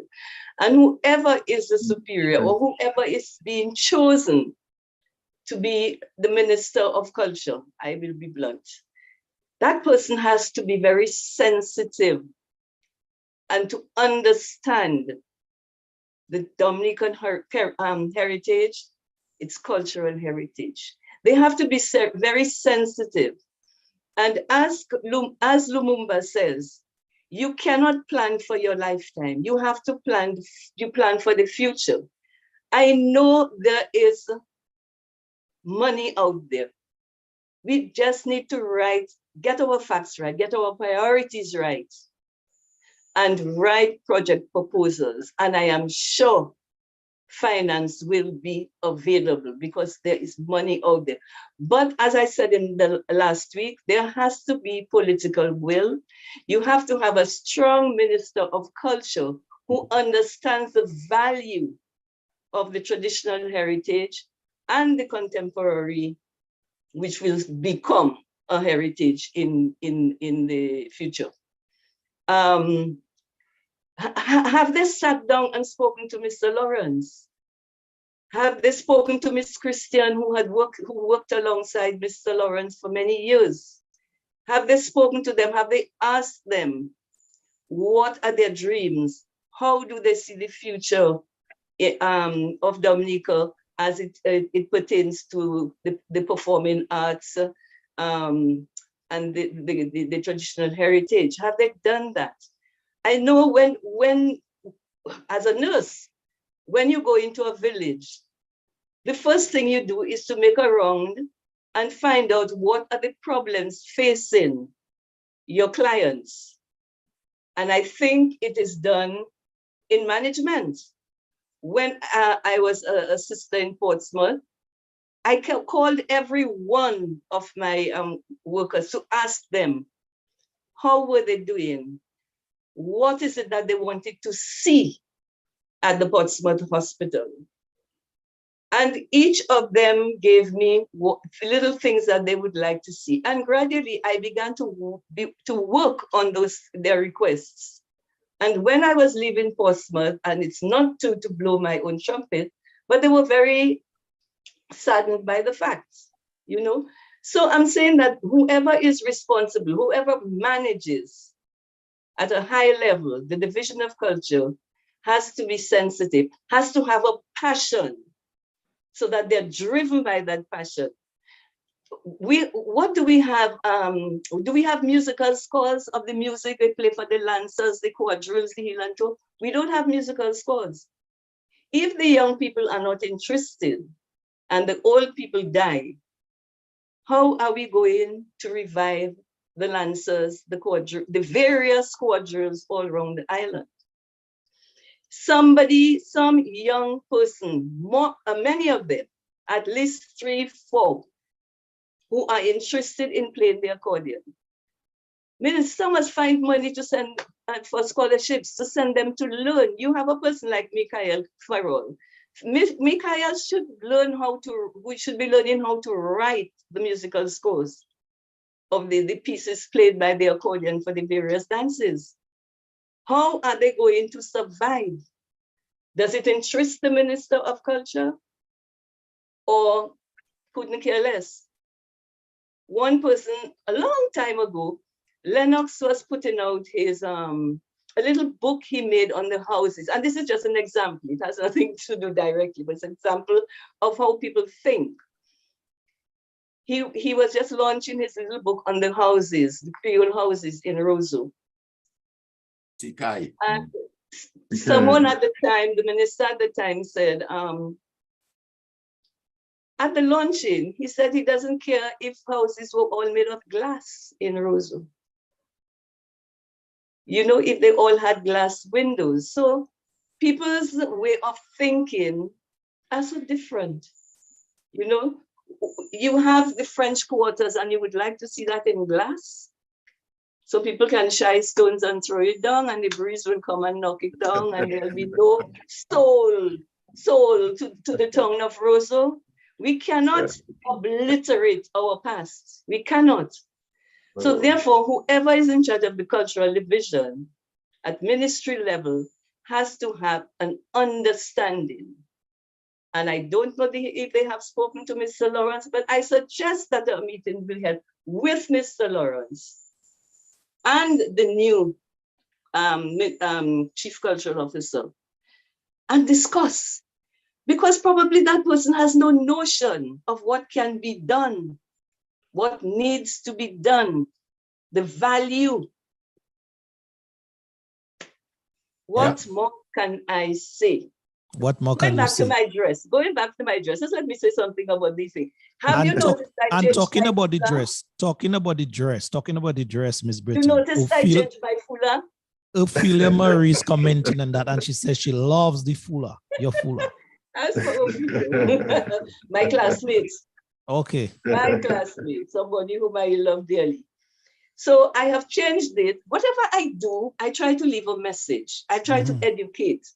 So I had this first one, which is really the traditional one of the traditional ones, because I have seen in stripes, in checks, with fringes, you know, all different ways of using the fuller. But what that's when the fuller was as a dress, you know.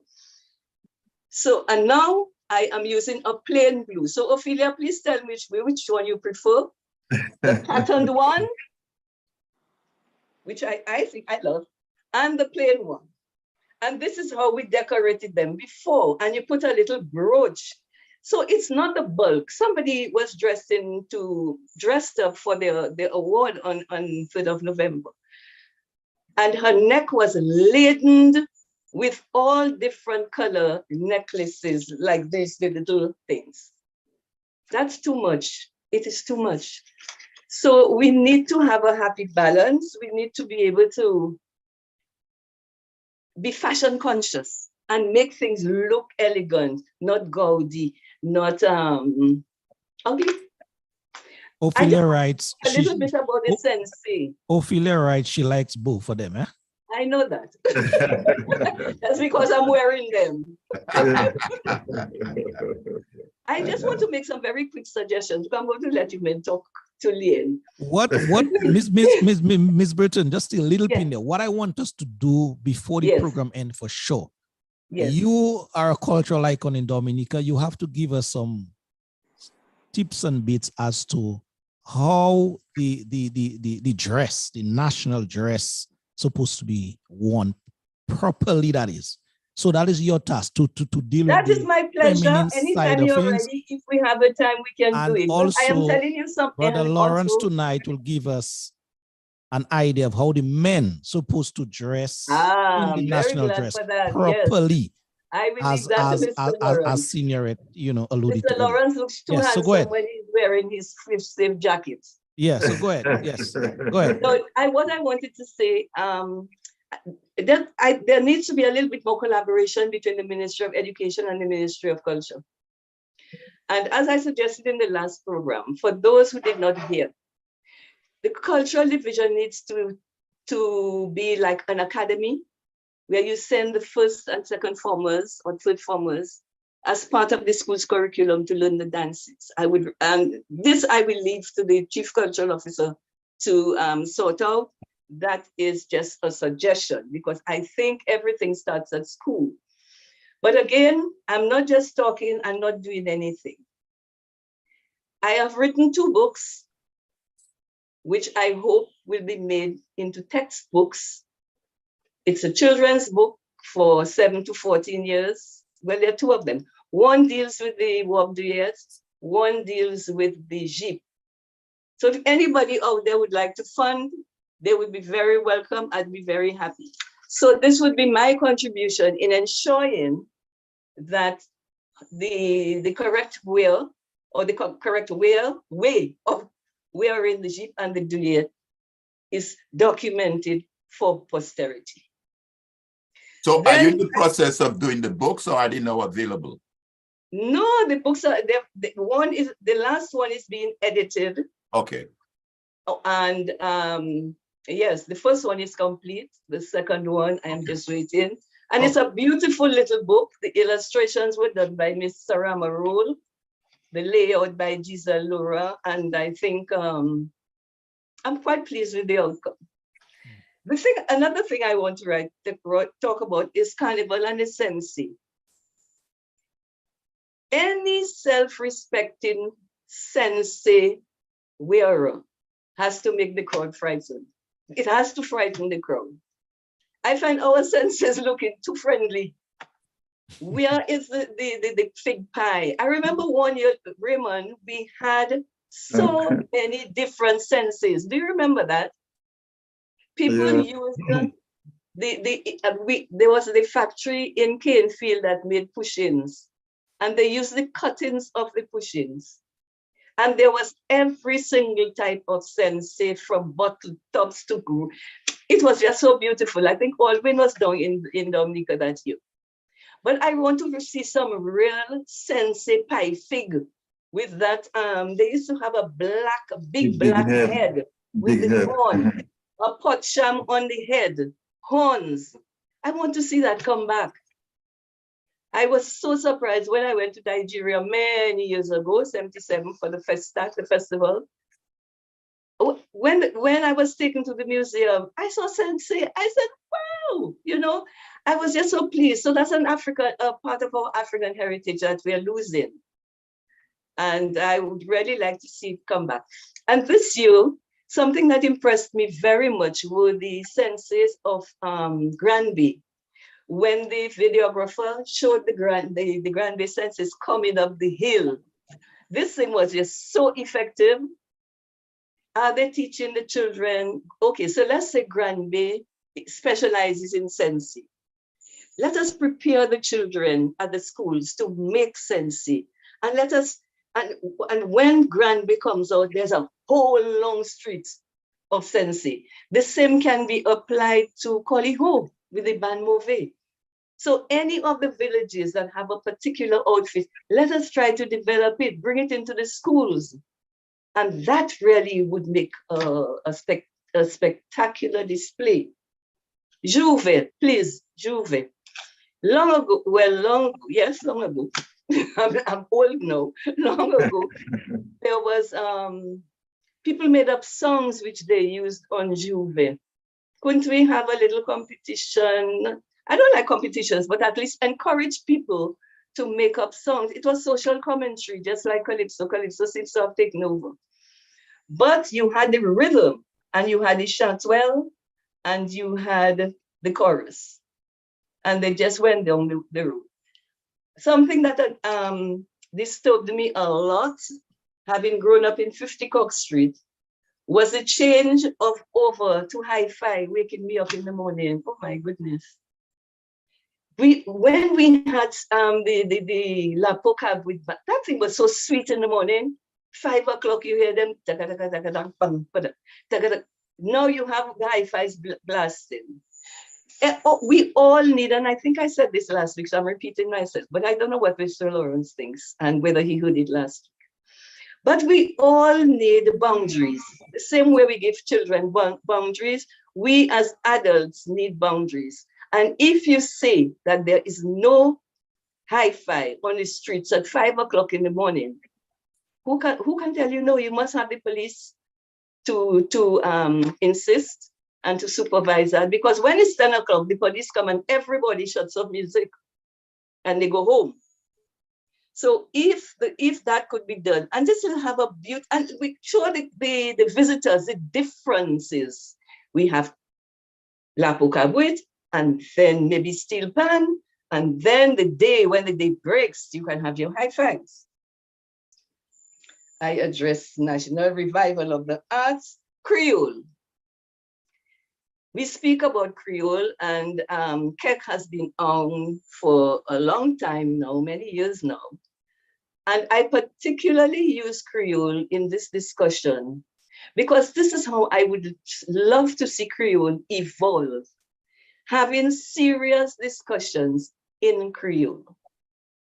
The Creole that we speak sometimes is sometimes forced, and it should be natural. Dame Pearlie Louise, I think she's the only person to do that. Well, since we just speak Creole, we do. Not all the islands do. But she gave the opening of Parliament in Creole 1 year.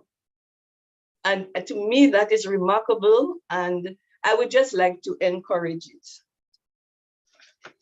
So these are my little points. Nous ça continuer. Monsieur Durand, come with me. Sabo. Moi, ça. Ou pas te mauvais, Hélène. La gaz là bien bon.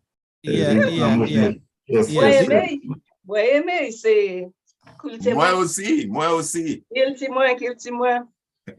Yes, let me. Nous pas parler ça à l'école, mais là, actuellement, nous savons parler. Oui, c'est vrai. Let me just, the scenario that I posed before, men are much simpler. When would you like me to do it? We're going to have a run in a while. I'm just starting if, the most simpler aspect of things where men and boys are concerned. Brother Lawrence, can you go through, in a little detail as to, the colors for men to wear, the type, how they wear it, how they should wear it, and where this has to fit, and, so that the men and boys listening here tonight can at least go out with something, how to wear their national dress properly, that is. Yes, well, the basic national wear for the men is a long sleeve white shirt and the black pants and the red sash across the waist tying on the left side. That's the basic national wear for the men. And then what I had observed were the Jinping players, the elders from way back when, have started using waistcoats. So then we also have, very much like in the case of the women have the robe Juliette, which is a more formal outfit, and the jupe, which is a less formal outfit. So pretty much like the women, the men have a less formal, which is the white shirt, red sash, black pants I mentioned. If you want to become a little more formal or semi-formal, if you want, you wear the waistcoat.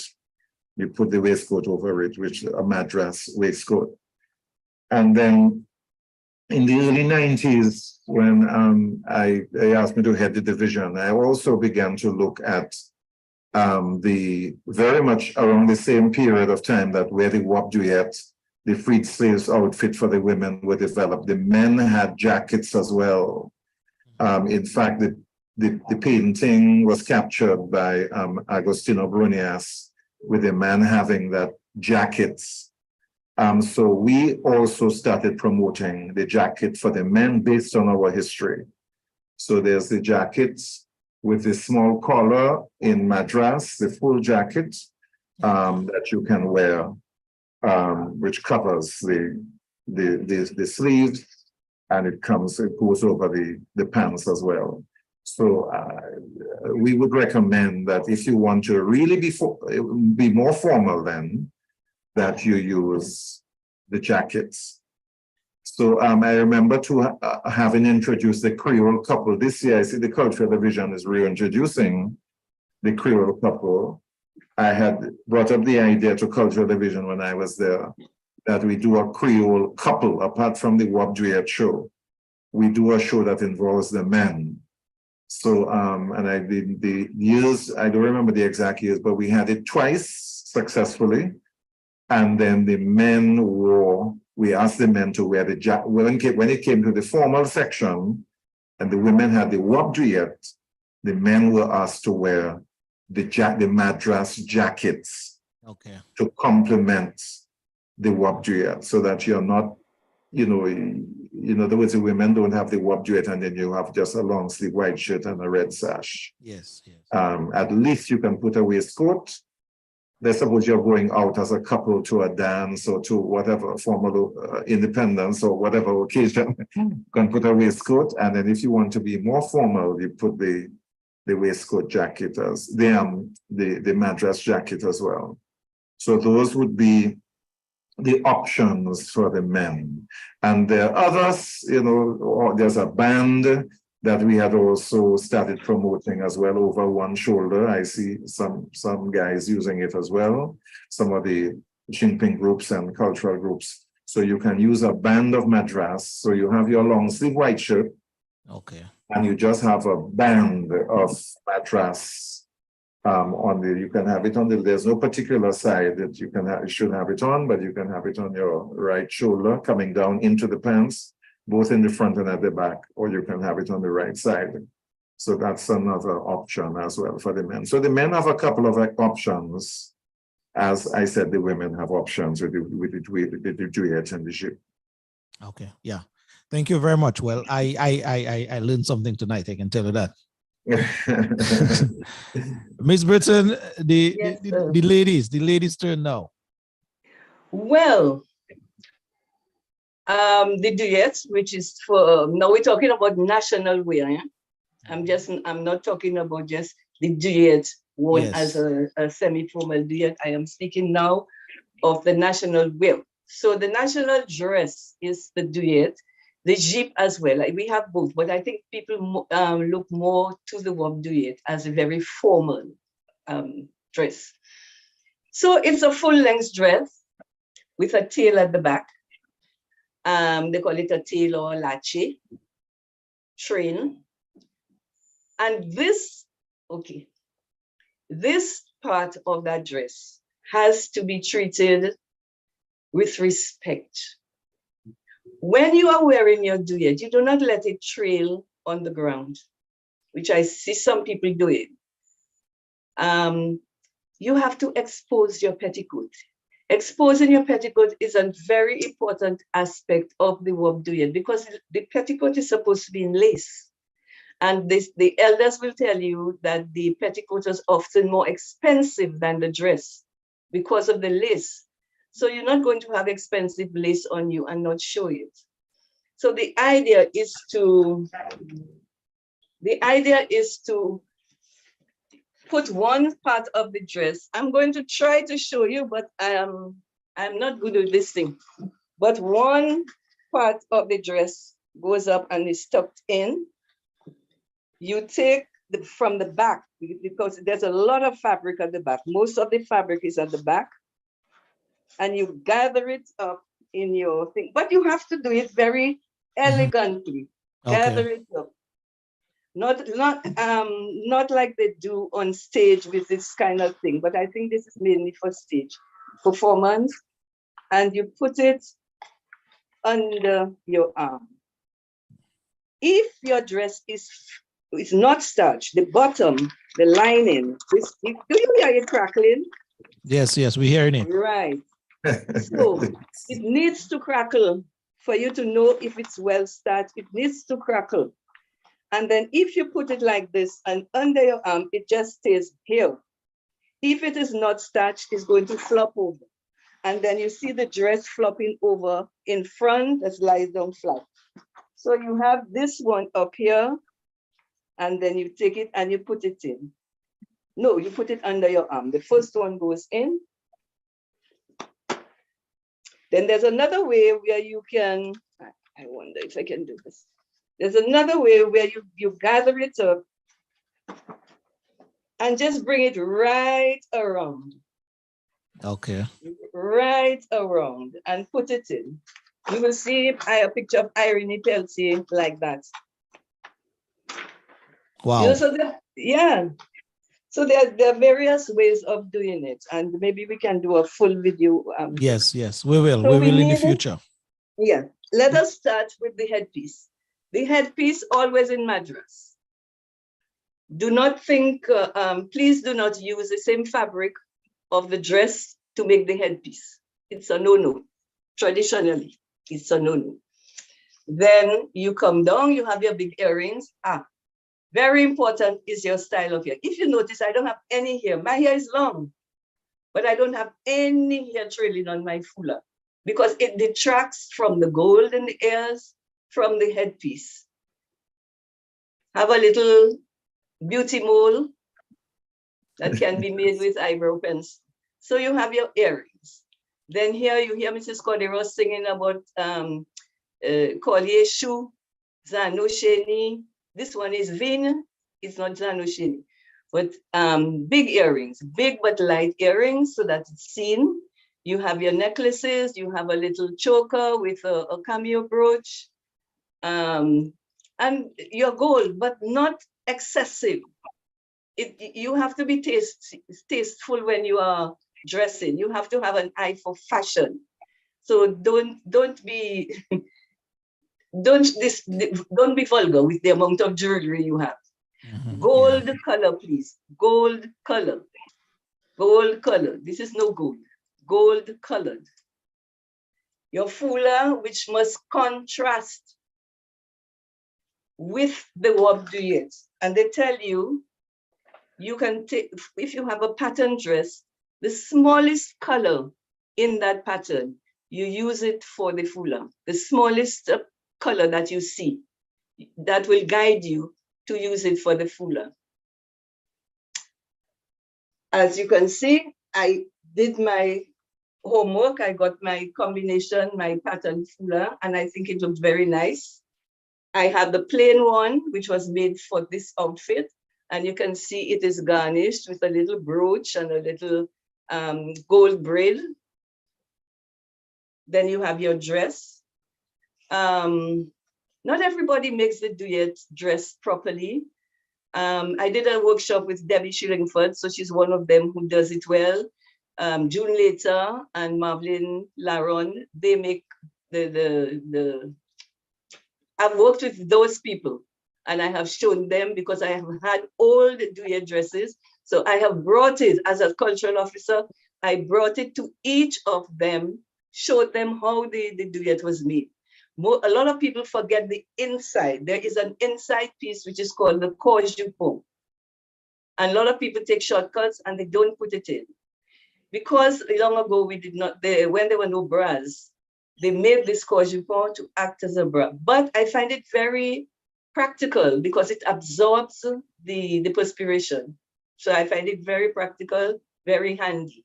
The entire top is lined with white cotton. If you are using satin or taffeta, then the top can be lined in cotton, but the bottom part would need white taffeta. Otherwise, the cotton would be too heavy. But the seamstresses will tell you so. And of course, the petticoats. A lot of lace. The petticoat of the duyette is different from that of the jeep. The jeep is just a plain, wide, plain petticoat, and you can make various patterns with using different types of lace and whatever. And tucks were very, very important. They were used very often. The duyette petticoat is different, but to show it to you now, we need another session. And of course, black shoes. Yeah. And what was traditional, and if you see Claudette Casimir is dressed in her duyette, she's very traditional. She will have her stockings rolled down right to her ankles. And this is something that is very traditional, and she does not forget to do it. It's very traditional. So I don't know if there are any questions I can answer, but I think we have done it all. And you can use any pattern for your work duyette, not Madras squares, because Madras squares has a defining line because they come in packs of 8. And there is a defining line where you need to cut it for the headpiece. So it's very difficult to make a dress and with that defining line.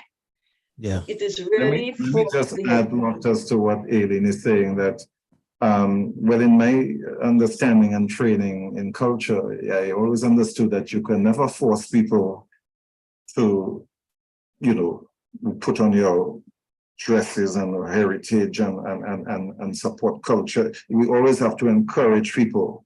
Yes. Encouragement is the word with culture. Well, I am giving the information. Yeah, no. I am agreeing with you, Aileen. I totally agree with you. In fact, I'm strengthening your point that the national wear is very important to the culture and identity of Dominica.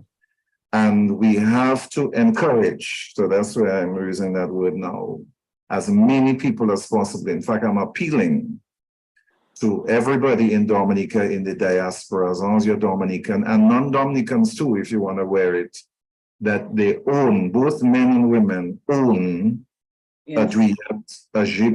The men own the national wear. Now, you know, it's not that you're expected to attend every single event during the year with, you know, your national wear. That is not practical. But at least you can decide on certain times of the year or for a certain event or events that, and you make a conscious effort that you're going to wear the duyette, you're going to wear the jeep, and you're not just going to wear any other mixture or whatever it is. That this at this event you're going to wear the national wear of Dominica. You make a conscious effort. The same goes for the men. And I remember when I was at university, I was always part of the international student organizations, and they always used to have International Students Day. And on that day, all the international students from China, Japan, you name it, different parts of Africa, so they had on their national wear. And what struck me was, I said to myself, boy, it's a good thing Dominica have national wear. Exactly. So it just hit me like a bomb. Yes. Because otherwise I would have been a fish out of water. Everybody have on their beautiful national wear from whichever country. China have all their thing, India have all their beads, and all their South America have all their tradition. And then we did not have one. So for any student at all, anywhere in any part of the world, and not just students, but public at large, you're going to an event to represent Dominicans, let's say at some, you can put on your duyette, your jeep, you can put on one of the men's national wear. So it's a matter of, and every single Dominican, again, I'm appealing, every single Dominican should own, both men and women should own one. Yeah. You don't have to have two, but at least you can have one national outfit that you wear properly when you're going to and you decide on what event. So, Aileen, it was to strengthen your point, actually. Thank you. But you should, you should sing your sister's song. Yeah. Yes. Aileen, there's... Well, tout femme Dominica, tout fille And my Dominica, sister made a song. national. That's right. Yes, Aileen. In Lawrence Matthew. Yes, there's a question that a gentleman is asking on the live feed, Aileen, and I want to ask you that so you could chip in here in terms of an answer. The guy is asking, shouldn't the headpiece, that is, depict if a lady is single, married, or looking for a husband? Very good question. I'm now writing a paragraph on that. Yes. I am now writing a paragraph on that to explain it. The significance of the 1, 2, 3, 4, what they call un bout, deux bout, trois bout, quatre bout, the peaks. It is from Martinique. It has nothing to do with Dominica. Okay. It was created in Martinique during the period when Saint Pierre was in its heyday, in the plantation era, and it was an attraction. It was a sex attraction. It was a romantic means of attracting men. People were looking, the young ladies were looking for stability, marriage, you know, whatever. So this has nothing to do with Dominica. And this, it was in a different time. It's a different era, different place. It's Martinican, doesn't belong to Dominica, and neither Guadeloupe. Guadeloupe doesn't have it. Okay. So it is mainly for Martinique. Actually, there is even a special headpiece in Martinique, which is painted, and it is made particularly for the women of Saint Pierre. You know, so it has nothing to do with Dominica. Okay. Dominica. Whilst I worked with the cultural division, I revived what is typically Dominican. Mind you, we have lost a lot of head ties, eh? Because when I look at the photograph Lennox has in his book from 1915, there are a lot of head ties that we have lost. But the ones that remain is the tête revolver, with the one pick, the tête cassée, which people confuse with the tête allée. The tête allée is this one, the tête allée, and this one is calandé because it's painted. So this is the tête allée calandé, and in Dominica, it was called the tête piché. And it's a very old lady who told me so in Point Michel. The tête cassée is a different type, and the tête cassée and the tête revolver has to be tied on the head. You cannot tie it and leave it.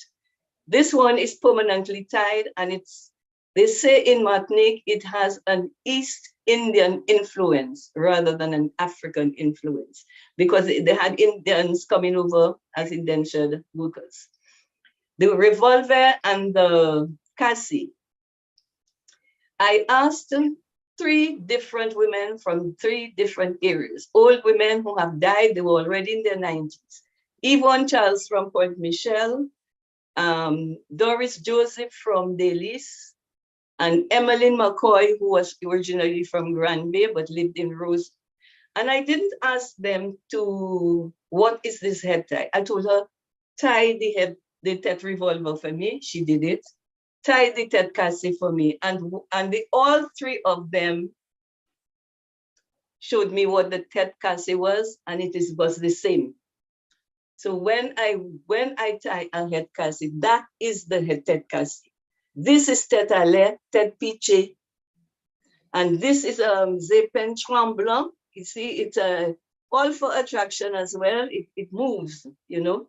And some of us had it. Miss Charles had one actually, Miss Eugenia Charles, when she dressed in Juliet, she had her zépin tremblant. This is an imitation. Mm-hmm. Yeah. And yeah. Guys, I know it's 8 o'clock, but I just crave your indulgence here, please, for at least 10 more minutes, and then we're going to bring the program to a wrap. And of course, you're fanning. Yes, every respectable duet wearer has a fan and a purse. Yeah. Someone is asking. Let me ask two quick questions. Alvin, one question from the live feed. One question, and then you will come in after. Okay. That person have been commenting a lot here. October's very own ask an all-important question here, and I want our both guests to respond. One thing, though, while I appreciate the tradition, we should be mindful not to be so rigid that we lose the interest of the youth, that person is saying. And the question now is, how can we make this palatable for the youth, especially with the influence of mainstream culture? You know, it's something that you have to like, because it's not a dress, it's a national dress. And what I would like to tell the youth, if they could look, you know, Google is there, and Google is very, very, I mean, there's some really dowdy things and negative things on Google, but there are very good things, very positive things that you can learn on Google.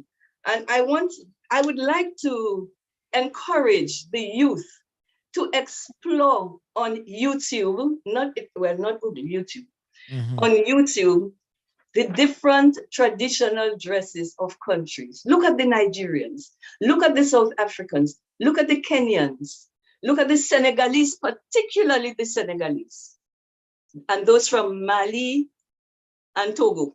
Look at them and look at how rich their dresses are. But also, that is the African part.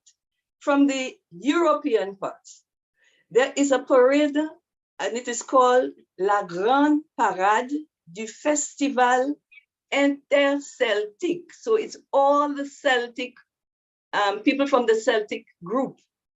I should say an ethnic group, the Celtics, the Lorient, France. Look at their parade, and that will tell you the value they give.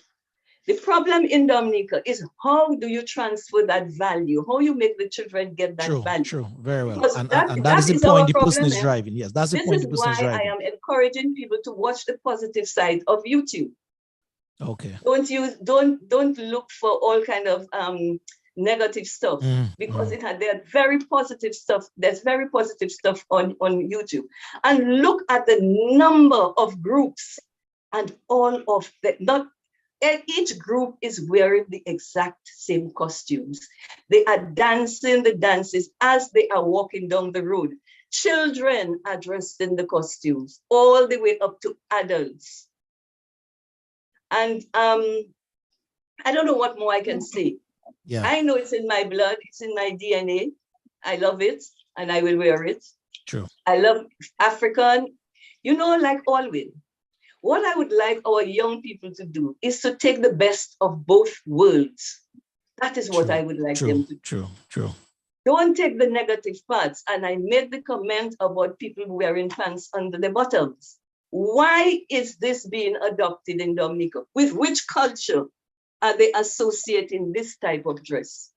Yeah. You know, I want somebody to ask me, to answer me that thing, you know? Take the best of both worlds. You look at the British, they are meticulous when they are wearing their uniforms. Meticulous. The Africans, Mrs. Sonia Akpa told me when she went to Côte d'Ivoire, there was a wedding. All the traditional clothes that they use for important occasions was stored at a senior member's home. And they went there and they took it. They couldn't just go and buy any wrap in the shop. They went at elder's home and chose the fabric that went for the occasion. And I don't know how to teach children that. I really don't know, but they have to find out for themselves, and they can only do it by looking at different cultures and seeing how proud the different cultures are of their traditional dress. Yeah, Mr. Lawrence, it's the very same question to you, tying in the youth, read our traditional situations, and then I'm going to move to Alvin, and we must bring it to wrap. And I usually like to start with what is already there for the youth, because sometimes we kind of, even the young people, sometimes when they speak, they forget that we have a lot of young people involved in culture in Dominica, especially during Independence time. We have many, I would say 95% now of the cultural groups in Dominica are youth. Before, long ago, you would find a lot of the elders, the cultural groups, we're talking about the traditional cultural groups, were made up of much older people. But now, most of the cultural groups are made up of young people. We're talking about people 40 years, 35 years and under. And then you have a number of groups that are children groups as well, all children groups dressed up in national wear and Creole wear. And on days like Creole Day, when you have this, all the schools, not just one school, all the schools in Dominica, which is made up of young people, secondary and primary schools, all of them dressed up in Creole wear and singing their songs, and the schools have special assemblies, all of that to help encourage the youth of Dominica again to participate in Dominica's. Apart from the Creole wear, you have activities like during the carnival, you have the school bands. Again, that's young people participating. A lot of the music bands we have in Dominica today are young people. So that's, while the youth may not see that as culture, the music bands in Dominica are part of our culture. And all of them are young people as well. So that is one way of looking at it. But what we need to do, and with the encouragement I spoke about, that like the language, Creole language, we need to enhance and increase and expand the teaching of Creole in the schools, in all primary schools, in all secondary schools, so that when they leave school, they have an understanding and appreciation of the Creole. We need to continue to promote aspects of our culture and our history, about our heroes, about Dominica in the schools, so that when the school children leave, all these are young people, when they leave the school, they have a greater understanding. And the education system is very critical, very, very important in that process of transmitting the culture and the heritage to the younger generations.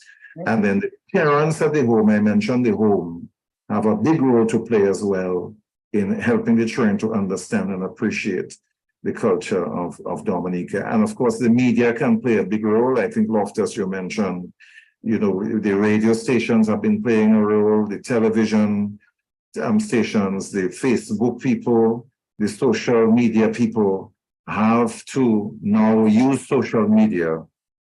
Young people are into social media, use social media now. That's one big way of influencing our young people about our history, our heritage. And that's what we can do, encourage, make them understand that this is our identity. This is us. This is where we come from. And that's who we are today. And that help them to appreciate that when they promote their culture, they're in fact promoting their country, they're promoting themselves, and they're promoting their identity and pride as a people. So that's what we have to make them understand and appreciate. Yeah, and programs like this one, for sure. And programs like this one. Indeed. Yes. Alvin, my brother, yes. Yes, well, I mean, it's quite a stimulating conversation, though. But let me just quickly say, though, Aileen use that word value. And Raymond said we can encourage them and all of that. But it all boils back to the question of values. What are our values as a people, young or old? And in both heritage and culture, that word appears, values. It talks about people's values, their custom, their beliefs. All of that embodies when we speak of heritage and culture. So the values. And bear in mind, as Aileen said, at the age of 5, she was wearing a wabduyet. So that value, and even the whole question of heritage speaks of passing it on from one generation to another. Yep. Let me make two brief comments. One, yesterday, Saturday, Arnold Tula was in a program on DBS called Connecting the Dots. And he made a comment as it relates to the lyrics that are being written into some of the songs that these young people are playing. Goes back to value. He made a comment. Go listen to the program. You'll hear his comment. Very, very pointing. So it boils down to the question of the values and how do we move it from one generation to another? And certainly that conversation had just begun, what we're having here today. I'm sure we're going to have repeat or various aspects of it. Let me just throw in a little twig in the bird there. The flag. People use the flag now to make stuff for their shoes and their armbands and all kinds of things. I went back and I spoke to the Officer Clarence. Again, that goes back to our heritage and our culture. Your flag as a country should never touch the ground. And today we have young people using the flag as material of the flag to make shoes, to make armbands, to make all kinds of things now with the flag. So it goes back to our values as a people and our development. And finally, I will say, Ellen, can you provide for those of us in the diaspora and of course, sure in Dominica, how we could reach out if we want to get a copy of your books? How could one reach out to you? I'm plugging in that one, free of charge. Courtesy Civic Vibes. How can one reach out to you to get that information? Well, I can be contacted on email, wobduyet68@gmail.com. Okay. And is there, if one wants to reach, is there a contact number? You just use email. Okay, all right, excellent. And we can reach you out. So let's go with that address again, Ms. Britton. Wobduyet what? Wobduyet68. Okay. @gmail.com. Okay, excellent. So those who want to reach out to you. Okay, and that Duyet, yeah, and that Duyet. If they need advice, I can give it. And the Duyet spells, how is the Duyet spelled? DWIYET. It has no accent. All right, thank you very much. Okay, I know some persons will have some problems in typing that in. So it's Wobduyet. Wob, W-O-B, Duyet, D-W-I-Y-E-T. Pardon me? Yes. Yeah, DWIYET. Doesn't have an accent on the E. 68@gmail.com. Right, and thank you. Thank you. I mean, I have been studying this thing for so long. I've done research, and so from the time I am small, I have been interested in this Wobduyet. So if they need any advice, it's not a problem, just write. Yeah. All right, guys, I know we all know the conversation can continue. It is so stimulating. It is so interesting, informative at that. But you know, all I say, all good things must come to an end. And we're already 15 minutes past our official end. So I just want to go around the table for you guys' final thoughts, promising that you guys will be back sometime to continue that all important conversation about our cultural heritage. Miss Ellen? Yes, sure. I would just like to end with this quote from Dr. Lennox Honeychurch, which just sums up everything. I cannot find any expression that is better than his. To know is to love, is to preserve. So know education makes you love, and you will want to preserve it. Dr. Lennox Honeychurch, to know is to love, is to preserve. And let's all make individual efforts. Let's make an effort to bring Dominica back to the standard where it was, with the arts and the singing and the concerts and the whatever. Yeah. Thank you very much indeed. Thank you, Miss Britton. Excellently done. Mr. Raymond Lawrence, your final thoughts, sir? Yeah, I just want to appeal to us as Dominica to provide more opportunities in our education system for students to learn about our history, our heritage sites, our cultural heritage, provide more opportunities for development of skills and talents among our young people, provide more scholarships, go out on a national consciousness drive among young people to understand ourselves better, our culture and our heritage, to invest greater, both by government and private sector, into the arts and culture in Dominica, and provide greater infrastructure and facilities for the enhancement and promotion of arts and culture, because we need a lot of that provide scholarships for training, and just the media and social media as well, trying to promote the arts and culture a lot more, giving people a greater understanding and appreciation of our culture, and just appeal to the population in general to try to make a conscious effort to keep Dominica's culture alive. A lot of work has been done already, as I mentioned. There's still a lot of work to do. And each of us, I see, has a role to play, government, private sector, public at large, and schools and communities. It's simply for us to find our niche, find our role, see how we can play a part and step up to the plate and try to play a part in helping to keep our culture and heritage alive and vibrant. Thank you very much indeed. Ms. Lee Raymond Lawrence, Ms. Eileen Burton, on behalf of the Civic Vibes team and the many, many, many folks that are listening and watching, I can tell you, based on the feedback, they appreciated the conversation very, very much indeed. So on behalf of all of us, thank you very much, and do enjoy the rest of the evening. Thank you very much, Loftus. Thank you, Alvin, I hope to see you again. Yes, Ellen and Raymond. Lovely to see you. Nice to see you too. And let me just thank both of you for service to country. I think very often we give people flowers when they're dead, but we like to give it when they're alive. So I want to say thank you, Raymond. Thank you, Eileen, for the work you're doing for country. We really appreciate that.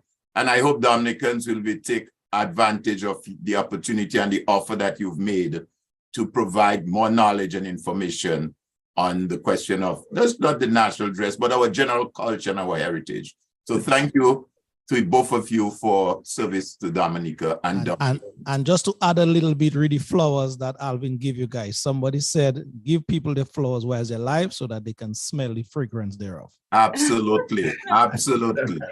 So, but just bear in mind though, that that's just a start of the conversation. So stand by, because there's a lot more that we can unwrap that we did not unwrap today. So you got me to buy a screen, you know, Mr. Excellent. So you're ready. You're ready. Set up now. You're set up now. That's good. That's good. I would like to really appreciate Mr. Durant. He is direct. He is efficient. He is kind. There's so many things that I really enjoyed working with him. I endorse that 100%. Yeah. And Raymond, being first time on the program, come back again. We'll definitely love to have you again. And thank you. But we definitely, Ellen, I'll be in touch with you for sure. Okay, thank you. Alvin, thank you, Loftus, for the opportunity. I really enjoyed this program. Thank you very much. Yeah. Thank you. Boss, nice seeing you. Raymond, let me ask a few before we go though. Is there an email address as well if one wants to reach out to you? My email is Rolaw14, ROLAW14. ROLAW 14 at yahoo.com. Okay. ROLAW14 at yahoo.com. Okay, certainly. Because those of us in the diaspora wants to reach out to persons like yourself with that knowledge to, you know, to make things happen, to help develop. No problem at all. All right. Thank you. All right. Thank you, guys. Thank you very much. Have a good night. Yes. All right. Let's take a little culture. Technology. No problem. Thank you. You've been doing well. All right, folks, let's take a little cultural music before we end, and then Alvin and I will do that all-important wrapping up here in just a bit. Okay, good. With yourself in the action, come give full participation.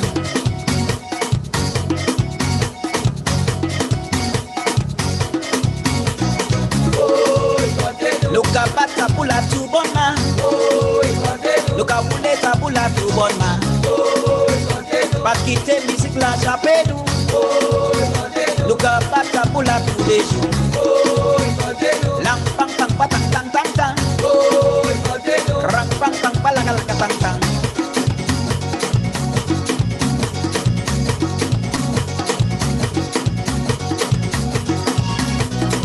Look at the moon. Look at the people dancing, lady. Yeah. Ay, ay, ay.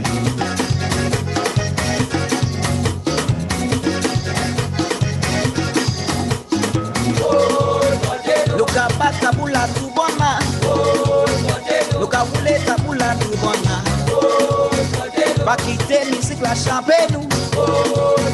Nous capables pour la tout bonne.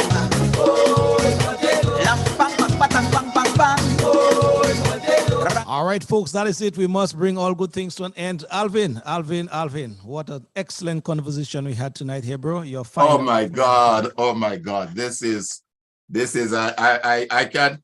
I can't find a grade to give it. It's way past. It's a AAA plus. I think yes, excellent conversation. I think Aileen was superb. Raymond was excellent, on point. They've raised a lot of issues. But I think you could hear in Raymond's the passion and you could hear in his voice. Please, we've done so much. We've been that far. We need to take this thing to a next level. We need that help. Get us to that next level. You could hear it coming out of his voice. And I think it was excellent. Both himself and Aileen were very good. I think we need to, we definitely need a part 3 or 2, whatever we might want to call it, because quite frankly, Lofty, we have just scratched the surface. There's so much. I mean, even the whole question in terms of Dr. Alwyn's legacy. We had a program last week and we made some mention of it this week, but that is something that we have to really dig deep into. And maybe that's where we have to start. What legacy? And how do we want to promote that legacy of all Dr. Bully? Yeah. So I think the program went very well, very, very well. I'm very pleased with it, and I'm certainly looking forward to engaging both Aileen and Raymond again in the future. All right, Alvin, Thomas, thank you very much as well for being here this Sunday with us for yet another very interesting program. Let me see as well. Thanks to Brother Raymond Lawrence, former Chief Cultural Officer in the Commonwealth of Dominica, served these people and still serving these people very, very well indeed, especially in the cultural business in Dominica. Aileen Burton as well, a cultural icon in her own right, still doing for her country in so many, many ways. So Dominicans, that is it for me here and the Civic Vibes team. We want to bid you guys a pleasant good night. Enjoy what is left of the evening. We're gonna play you at least 2-3 minutes of the cultural songs that you love so much, and then we're gonna bring the curtains down to a wrap in like 2 minutes time. Take a listen. We're gone. Bye-bye. We love you. All right, bro. Take care. All the best.